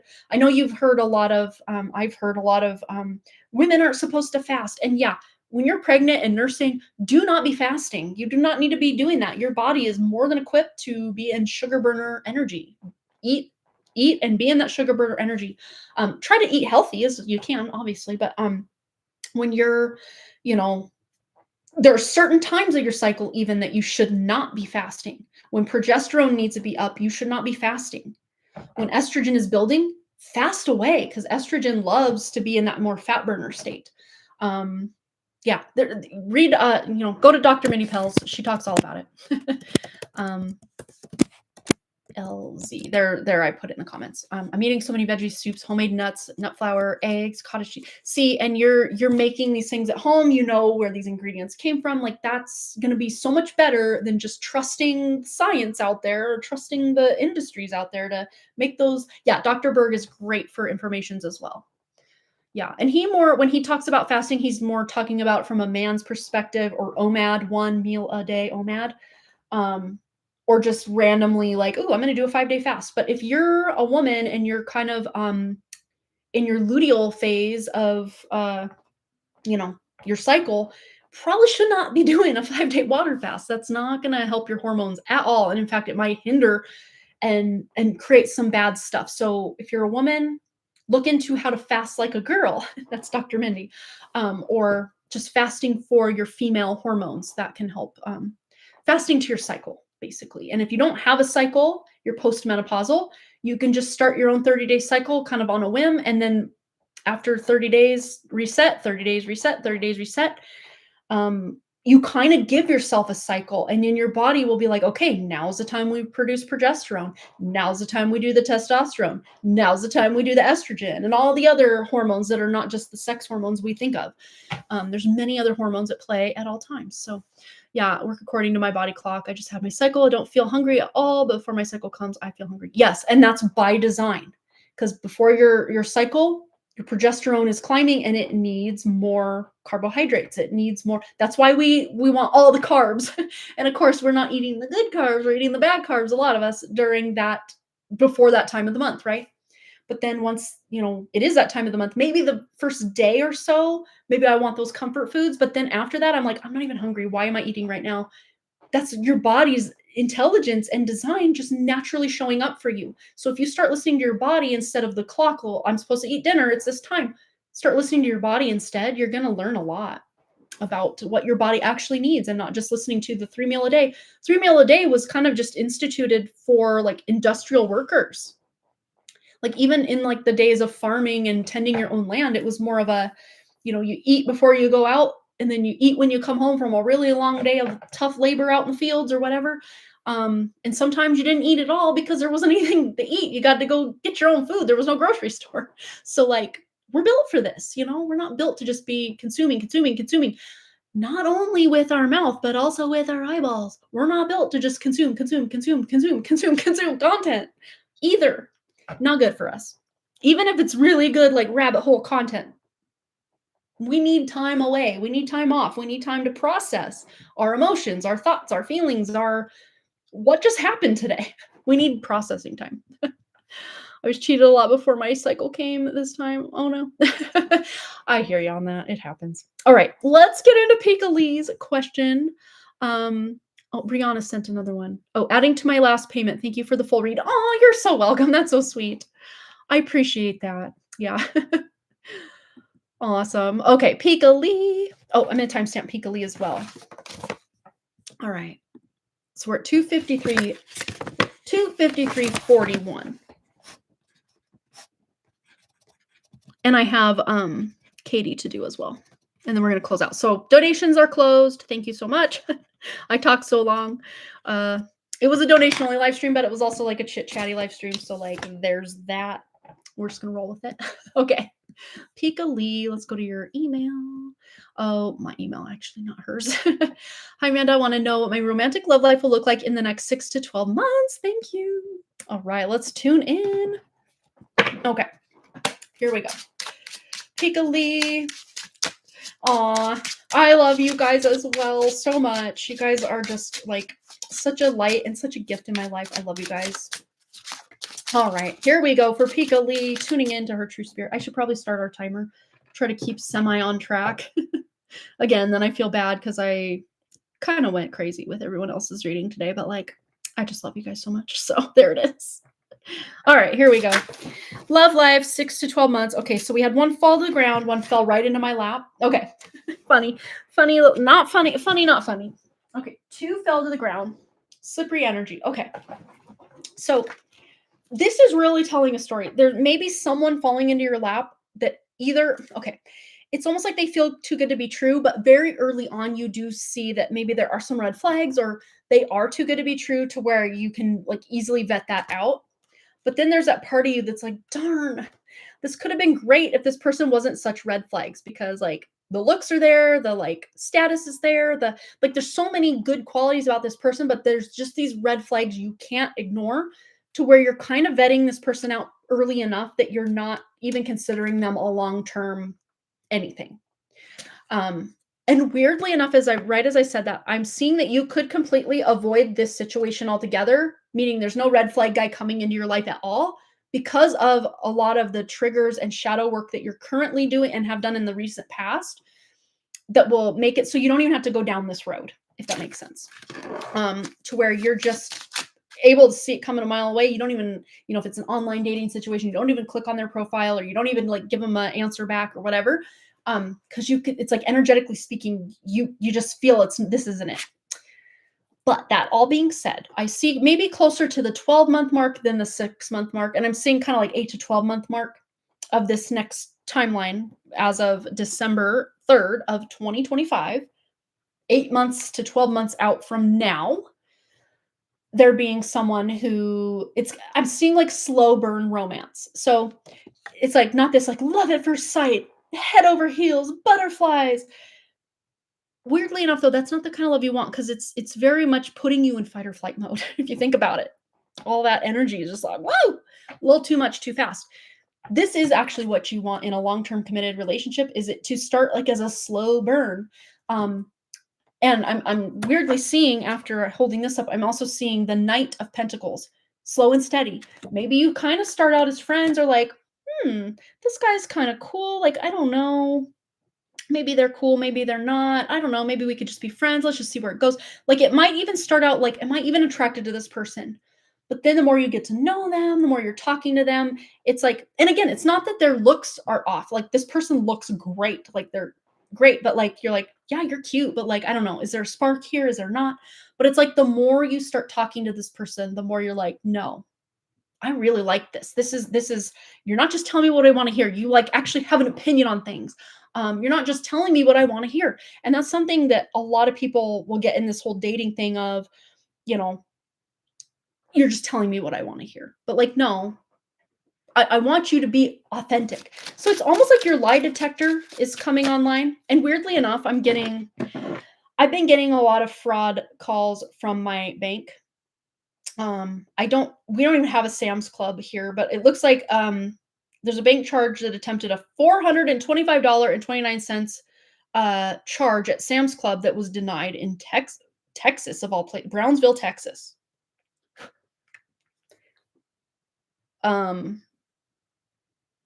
Okay. I don't know if Texas means anything to you, but weirdly enough, that just popped up 1 minute ago, as you can see.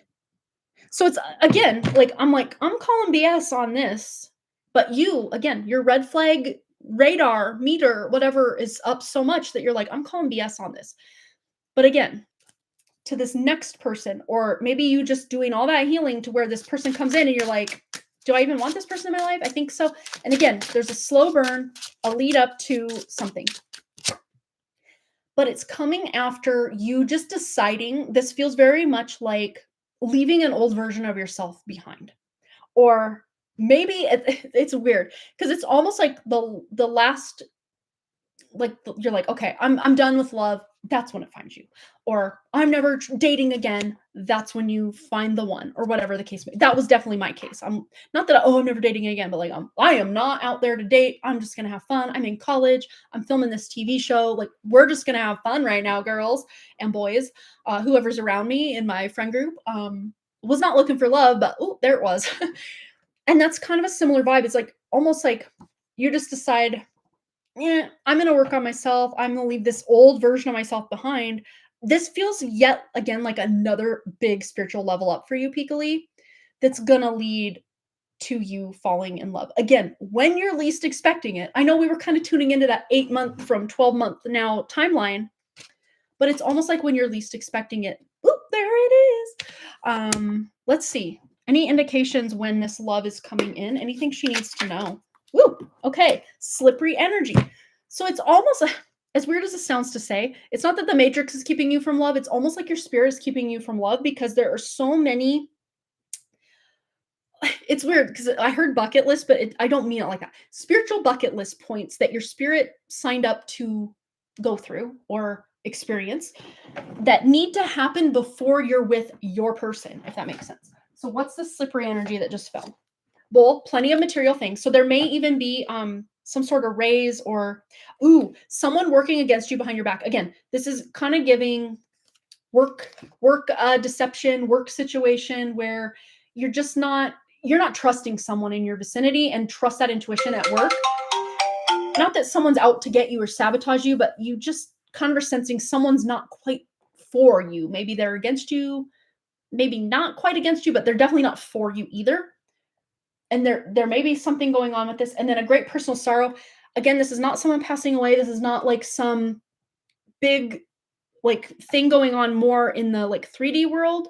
Unless it's like a grand scale 3D world kind of thing, then maybe a little bit of that. But what I'm seeing is this, just again, the death of this old, more matrix ego type version of you that just doesn't have a place in your future, that is going to come to pass before this person comes into your life. Those will be some kind of cues. So I would say maybe this is like a dark night of the soul, spiritually speaking, where you're doing like some healing, peeling, leveling up, glowing up, whatever that might look like. And as we know, dark nights of the soul, I mean, there are some happy moments within the dark nights of the soul. But the fact that they're dark nights of the soul, a lot of times we feel alone, or like, okay, that was a really great thing that happened, but like, did I even feel like it was worth it? Stuff like this. And this might even be like another achievement at work that just kind of falls flat. It's like, okay, so I made another rung up the corporate ladder, or hit that next milestone in my career, but like it doesn't hit the way I thought it would. And it almost puts you in this kind of depressing energy. And I hate like borrowing depression from the future, but like, again, this is indicating like there's another, every year has at least a lull for each of us, I'm sure, at some point, right? This is not anything worse than what you've already been through spiritually, like the spiritual trenches, but it's yet another layer that you're unlocking to realize this is not the life I signed up for myself. I don't want to live like this anymore, as far as like matrix control systems. Maybe even just the way you show up in your like daily routine. You're like, I want something more natural, more human, less, like going with emotions of like this culture and this society, and just kind of stepping out on your own. This could even be, again, after like that big next rung on the ladder that you accomplish. And then maybe you're taking some time off, like a personal vacation or something like that, that gives you that distance and that clarity to work through some of these kind of, I don't want to say like existential, it doesn't feel that deep, but like as far as you knowing that I need to keep showing up this way, like a part of you's like, part of me dies every time I have to show up this way anymore in this like greater context of the world stage and scenario, that you're like stepping back to like re-examine, I want something better and different and bigger for my life. And bigger doesn't mean financially or career wise. It just means like bigger, like spiritual wise. Sky Dancer, surrender. So again, these dark nights of the soul are almost like surrender checkpoints, really, if we kind of look at it that way. And then the 4 + 8 adds up to 12, which adds up to 3. So, like creative, but also there is some community or people or support system around you. It's not like you have to go through this, all alone. And I don't want to leave you like, oh, this next year you're having this like spiritual, like dark night of the soul yet again. This really, in the grand scheme of your life, Piccoli, feels like a blip on the radar, but it's almost like you can point to the version of you that comes out on the other side. Again, it's not this like long, drawn out, sliding down the wall version of like Dark Night of the Soul. This feels very weirdly, I heard the word curated, but like spiritually curated, orchestrated to where you could still show up in your day-to-day life, but still have time to kind of go through this dark night of the soul, spiritually speaking. But it's not that you are, having to identify with these past versions of you. It's kind of like we were talking about the beginning and kind of recent live streams about just peeling off what's not authentically you, spiritually speaking. Like who's not divinely you, this little flash of ego, this trauma that happened to me, this thing that happened to me, layers, layers, layers that you're removing because they're not you. The true, amazing, unburdened, purely divine you is under all those layers. It's not broken, it's not damaged, it doesn't need healed, it doesn't need repaired. It's already there. And there may even be this like linking of your self-worth or your happiness, almost like you're linking it to that future relationship potentially. Maybe not on a conscious level, but like subconsciously speaking, there is kind of this element of, well, to fully prove my worth, I'll have to have that counterpart. Again, this feels more subconscious than like on, but even if you've had thoughts of like, oh, I think life would be better if I had more, I mean, obviously, absolutely. Having that special someone does absolutely enhance our life. But there are plenty of couples out there also, Piccoli, who would like if their person kind of, didn't wake up the next morning and then they could just keep on, like that would be like a good solution for them. There's people out there like that, like relationships that are like, I don't care what happens to you as long as I can just move on without you, but without having to officially divorce you or whatever. Like there are those toxic relationships. I'm not saying that's what you're destined for, not at all, but I'm just saying the grass isn't always greener. So sometimes being in this like spiritual and single and corporate baddie lifestyle is better than being in this like, oh, I don't want to even be with this person, but like I'm kind of stuck with this person kind of energy that some couples find themselves in. So it's almost like you feeling the gratitude for this single life that you have now, because eventually, and yes, in the future, that won't be the case anymore. You won't be a single lady, because this does feel like a long-term committed partner. Again, though, the timeline, rubber band. So I did say 8 to 12 months, but again, actions you take or don't take, this healing or peeling that you do between now and then are kind of like catalysts for this. Or I know our timer went off a while back, but I'm just going in depth today. Anything else Piccoli needs to know before we close out here? Yeah. You're a rebel. You're rebelling against the matrix or against like the norm or against, well, if I have a successful relationship, I can have a successful career or vice versa. It's like, no, throwing all the stereotypes, all the playbooks out the window because you're making this your way.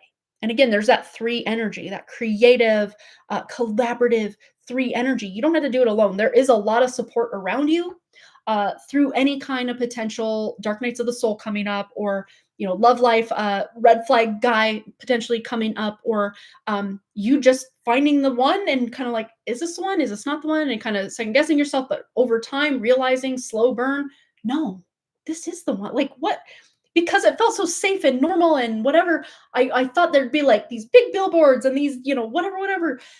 But no, sometimes love will find you in a very quiet, almost natural, like way that you're so not expecting that you almost expect that it catches you off guard. Like it's kind of hard to put into words, but it feels so safe and comforting and home, like home away from home. I mean, because obviously this matrix is not our home, but this person that you're going to be with does feel like a home away from home. Like they're the closest to home that you can feel without not being here. Is really, it's hard to put into words, but closing statement. Anything else at all?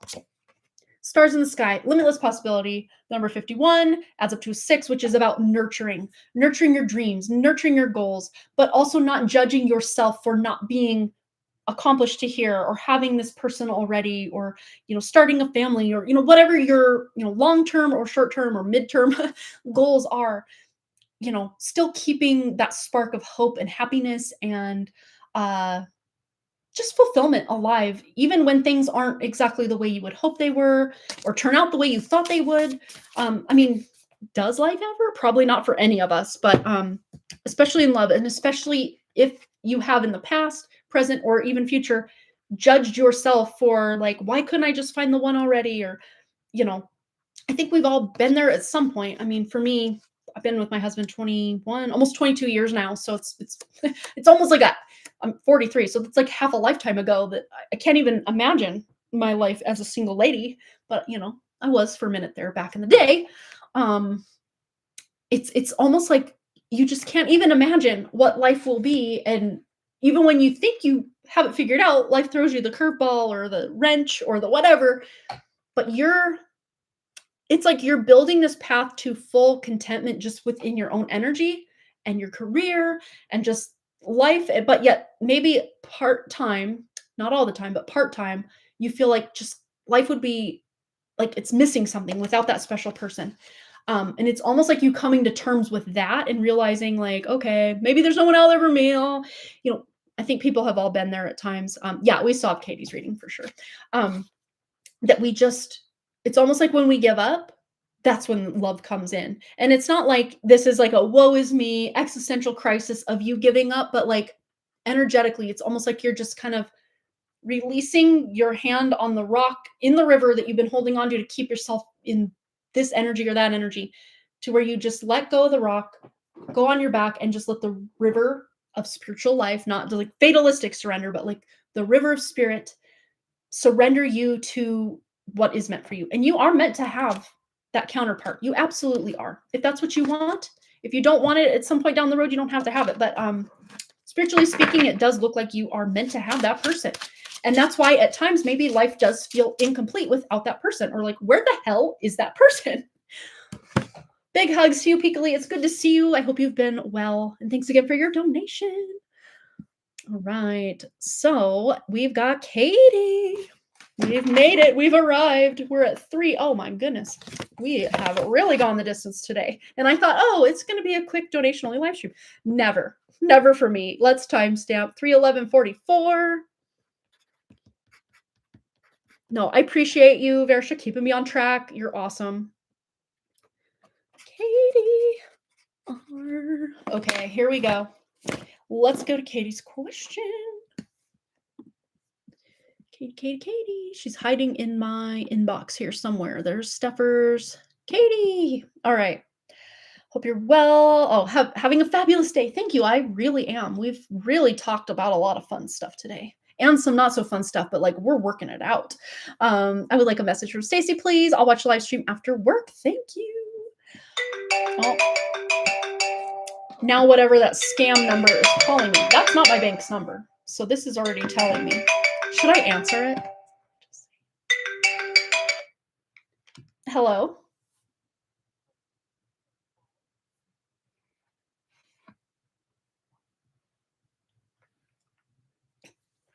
I don't even understand what that person said. So we're going to go with scam. Okay. I will call my bank after all of this. I will, because I'm going to get to the bottom of this.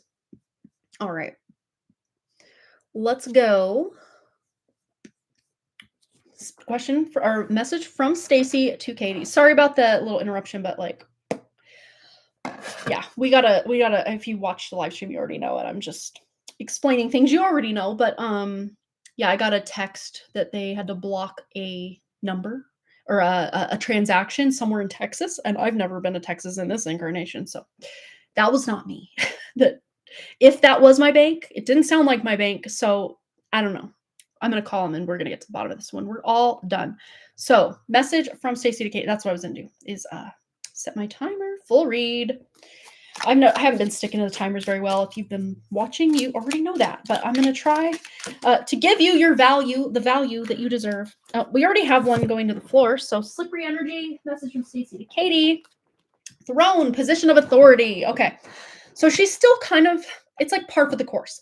She's still doing her, okay, no F's left to give today. But like at the same time, I know I need to make certain changes and not allow certain people in my life, like even a seat at the table anymore. And it's like her stepping back into her sovereignty, her authority, to not allow people to dictate how she's going to be with them, but instead she's like shutting it down. Again, this is really leading to, take a drink of water.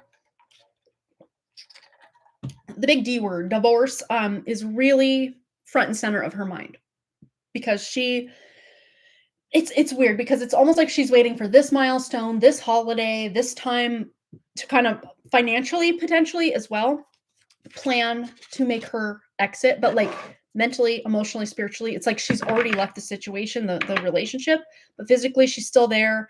And it's weird because it's not that she still loves. I mean, obviously, there's still love there, but it's like as far as in love or as far as wanting to partner herself up to this person, even in public, like name only, like, oh, they're married. Like she's just getting the ick from that is really what's coming through. Is she's just ready, so ready to be done, but has to kind of get some ducks in a row. There's Miss Sovereignty herself. She's just ready to go her own way. Fleetwood Mac song coming out. But again, I'm seeing like the Two of Wands, very much planning, preparing, getting ready, not settling. Maybe she is standing up for herself here and there along the way. But she wants to reclaim her own throne of her own life and be like the like main character of her own story. And for so long, she's been like supporting character, supporting actress, what's the word? Like in the 27 dresses, like always a bridesmaid, never a bride. But like the reverse of that, it's like I never put myself first. And now I'm starting to, in certain instances, put myself first. And certain people in my life are having an issue with it. But at some point, these people may not be in my day-to-day life anymore anyway, to where I don't care if they have an issue with it. I'm taking my power back and I'm moving in a different direction. Any other messages from Stacy to Katie? Yeah, I mean, the energy is just very clear every time we tune in. And yeah, I mean, at times it's like, I feel like, am I prying too much into her personal life? But energetically speaking, it does feel like a lot of this, Katie, and you can correct me if I'm wrong, that she's at least kind of mentioned or hinted about a lot of this to you, especially like about her relationship not being ideal for her, especially not as the version she is now moving forward. Her relationship just isn't serving her, and she's still been serving it over and over and over, and him and the connection and the relationship, but she's not getting her needs fulfilled in this connection. And she may, correct me if I'm wrong, I feel like she has at least hinted at that to you.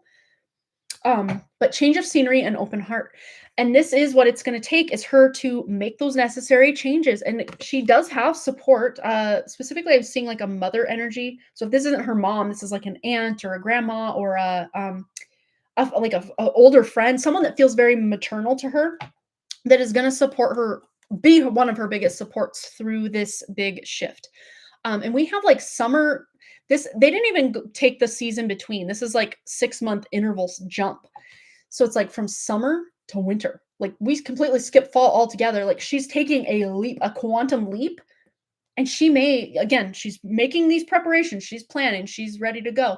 That, 6 months from now, when you see her, it's like you won't even recognize the energy because she has taken her power back so much.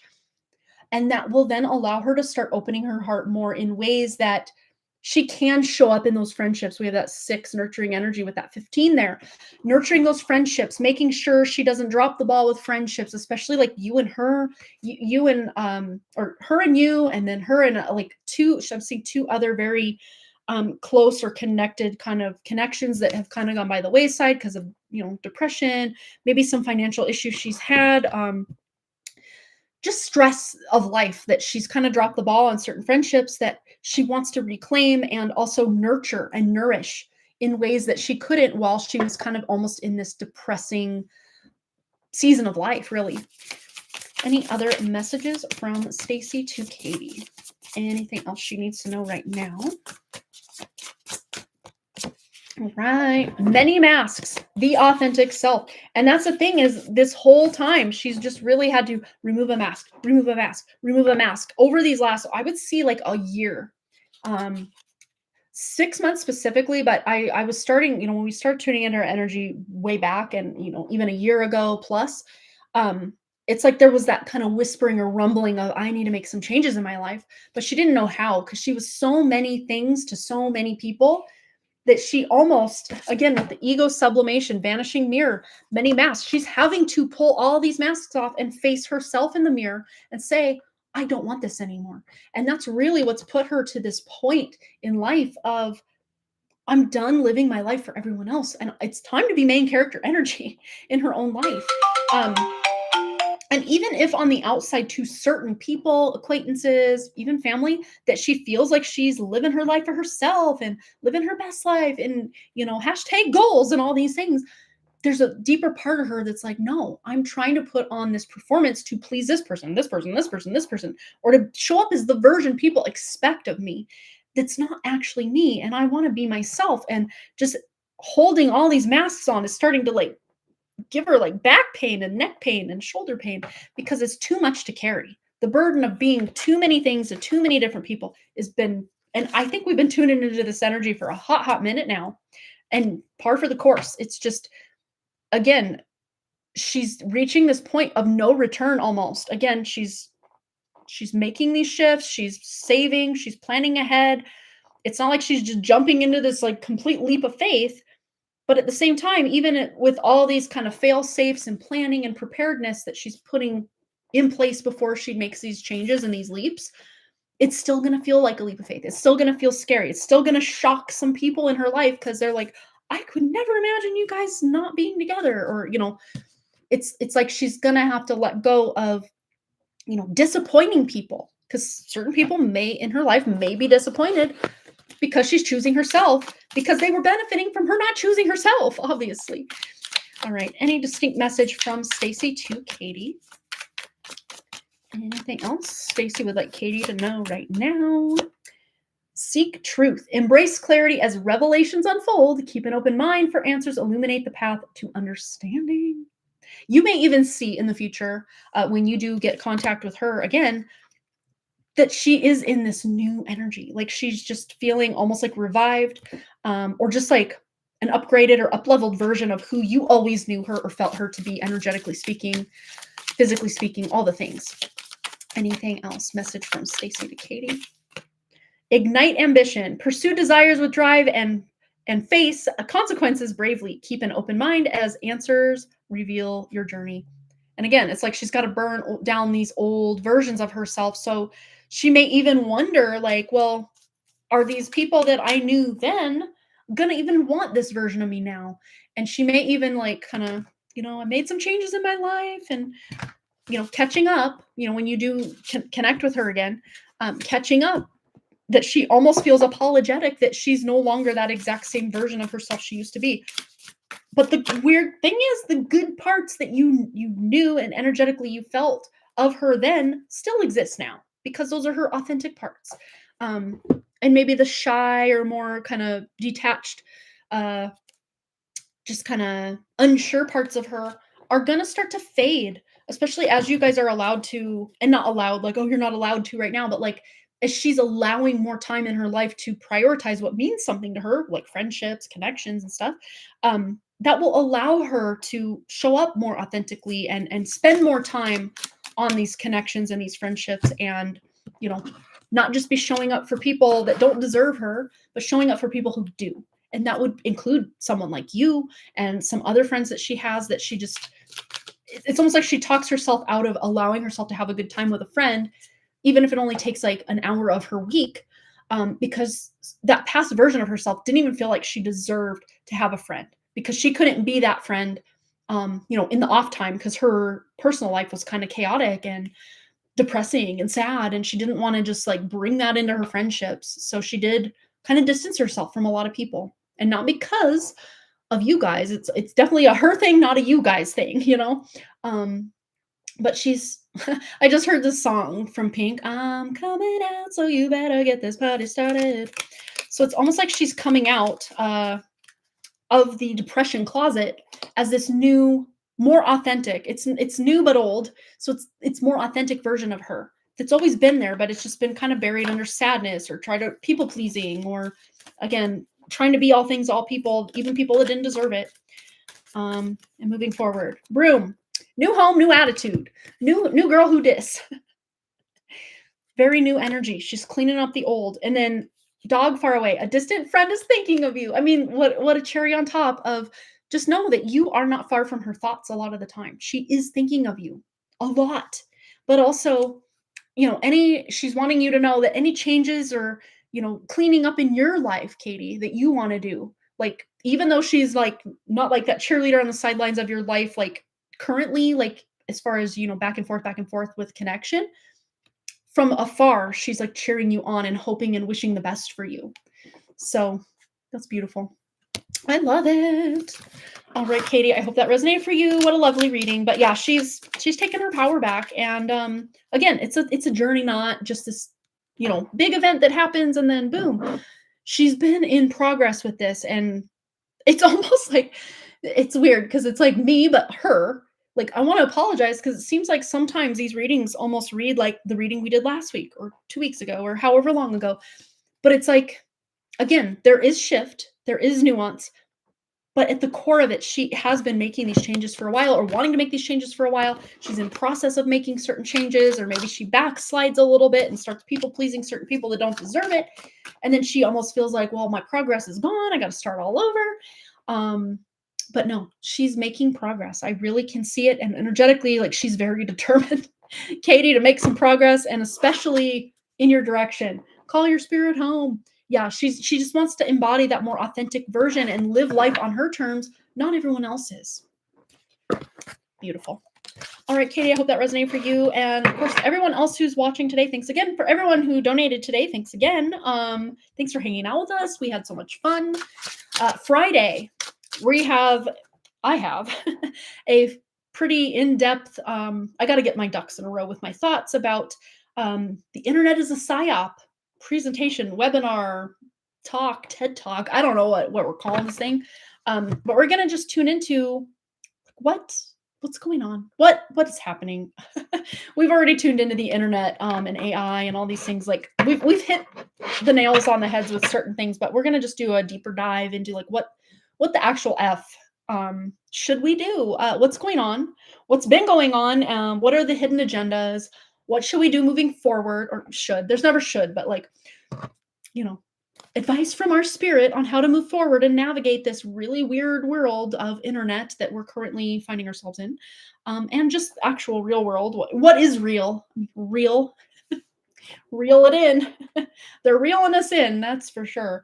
But thank you. I'll have to go. Dear Kay's tutor is about to go, and Kay have to talk to him. I'm grateful to have you in my life, Amanda. Oh, I'm grateful for you. Thank you. And thank you for being you and walking this journey with me. Well, big hugs to you and all of you. I mean, I love this. Like, you guys are, even if we don't connect personally outside of these live streams, just know that I have beautiful, loving wishes toward all of you all the time. You guys are awesome.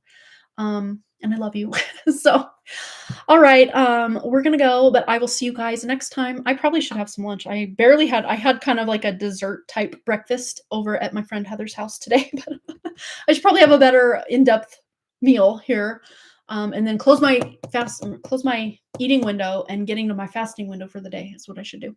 All right, you guys, thanks again so much for all those likes, comments, shares, subscribes, donations, and all the things. I will be back live here on Friday, 11 a.m. Mountain Time, for the Internet is a PSYOP presentation and advice, wisdom, a reading that we're going to do about all of this craziness and like how we navigate this moving forward from a spiritual perspective, for our best outcome here in this timeline, or shifting to a better timeline, or whatever that looks like. We're going to tune into all the things on Friday at 11 a.m. Mountain Time. Be here or watch the replay, whatever you want to do. All right, love you guys. I will see you next time. Peace. Bye.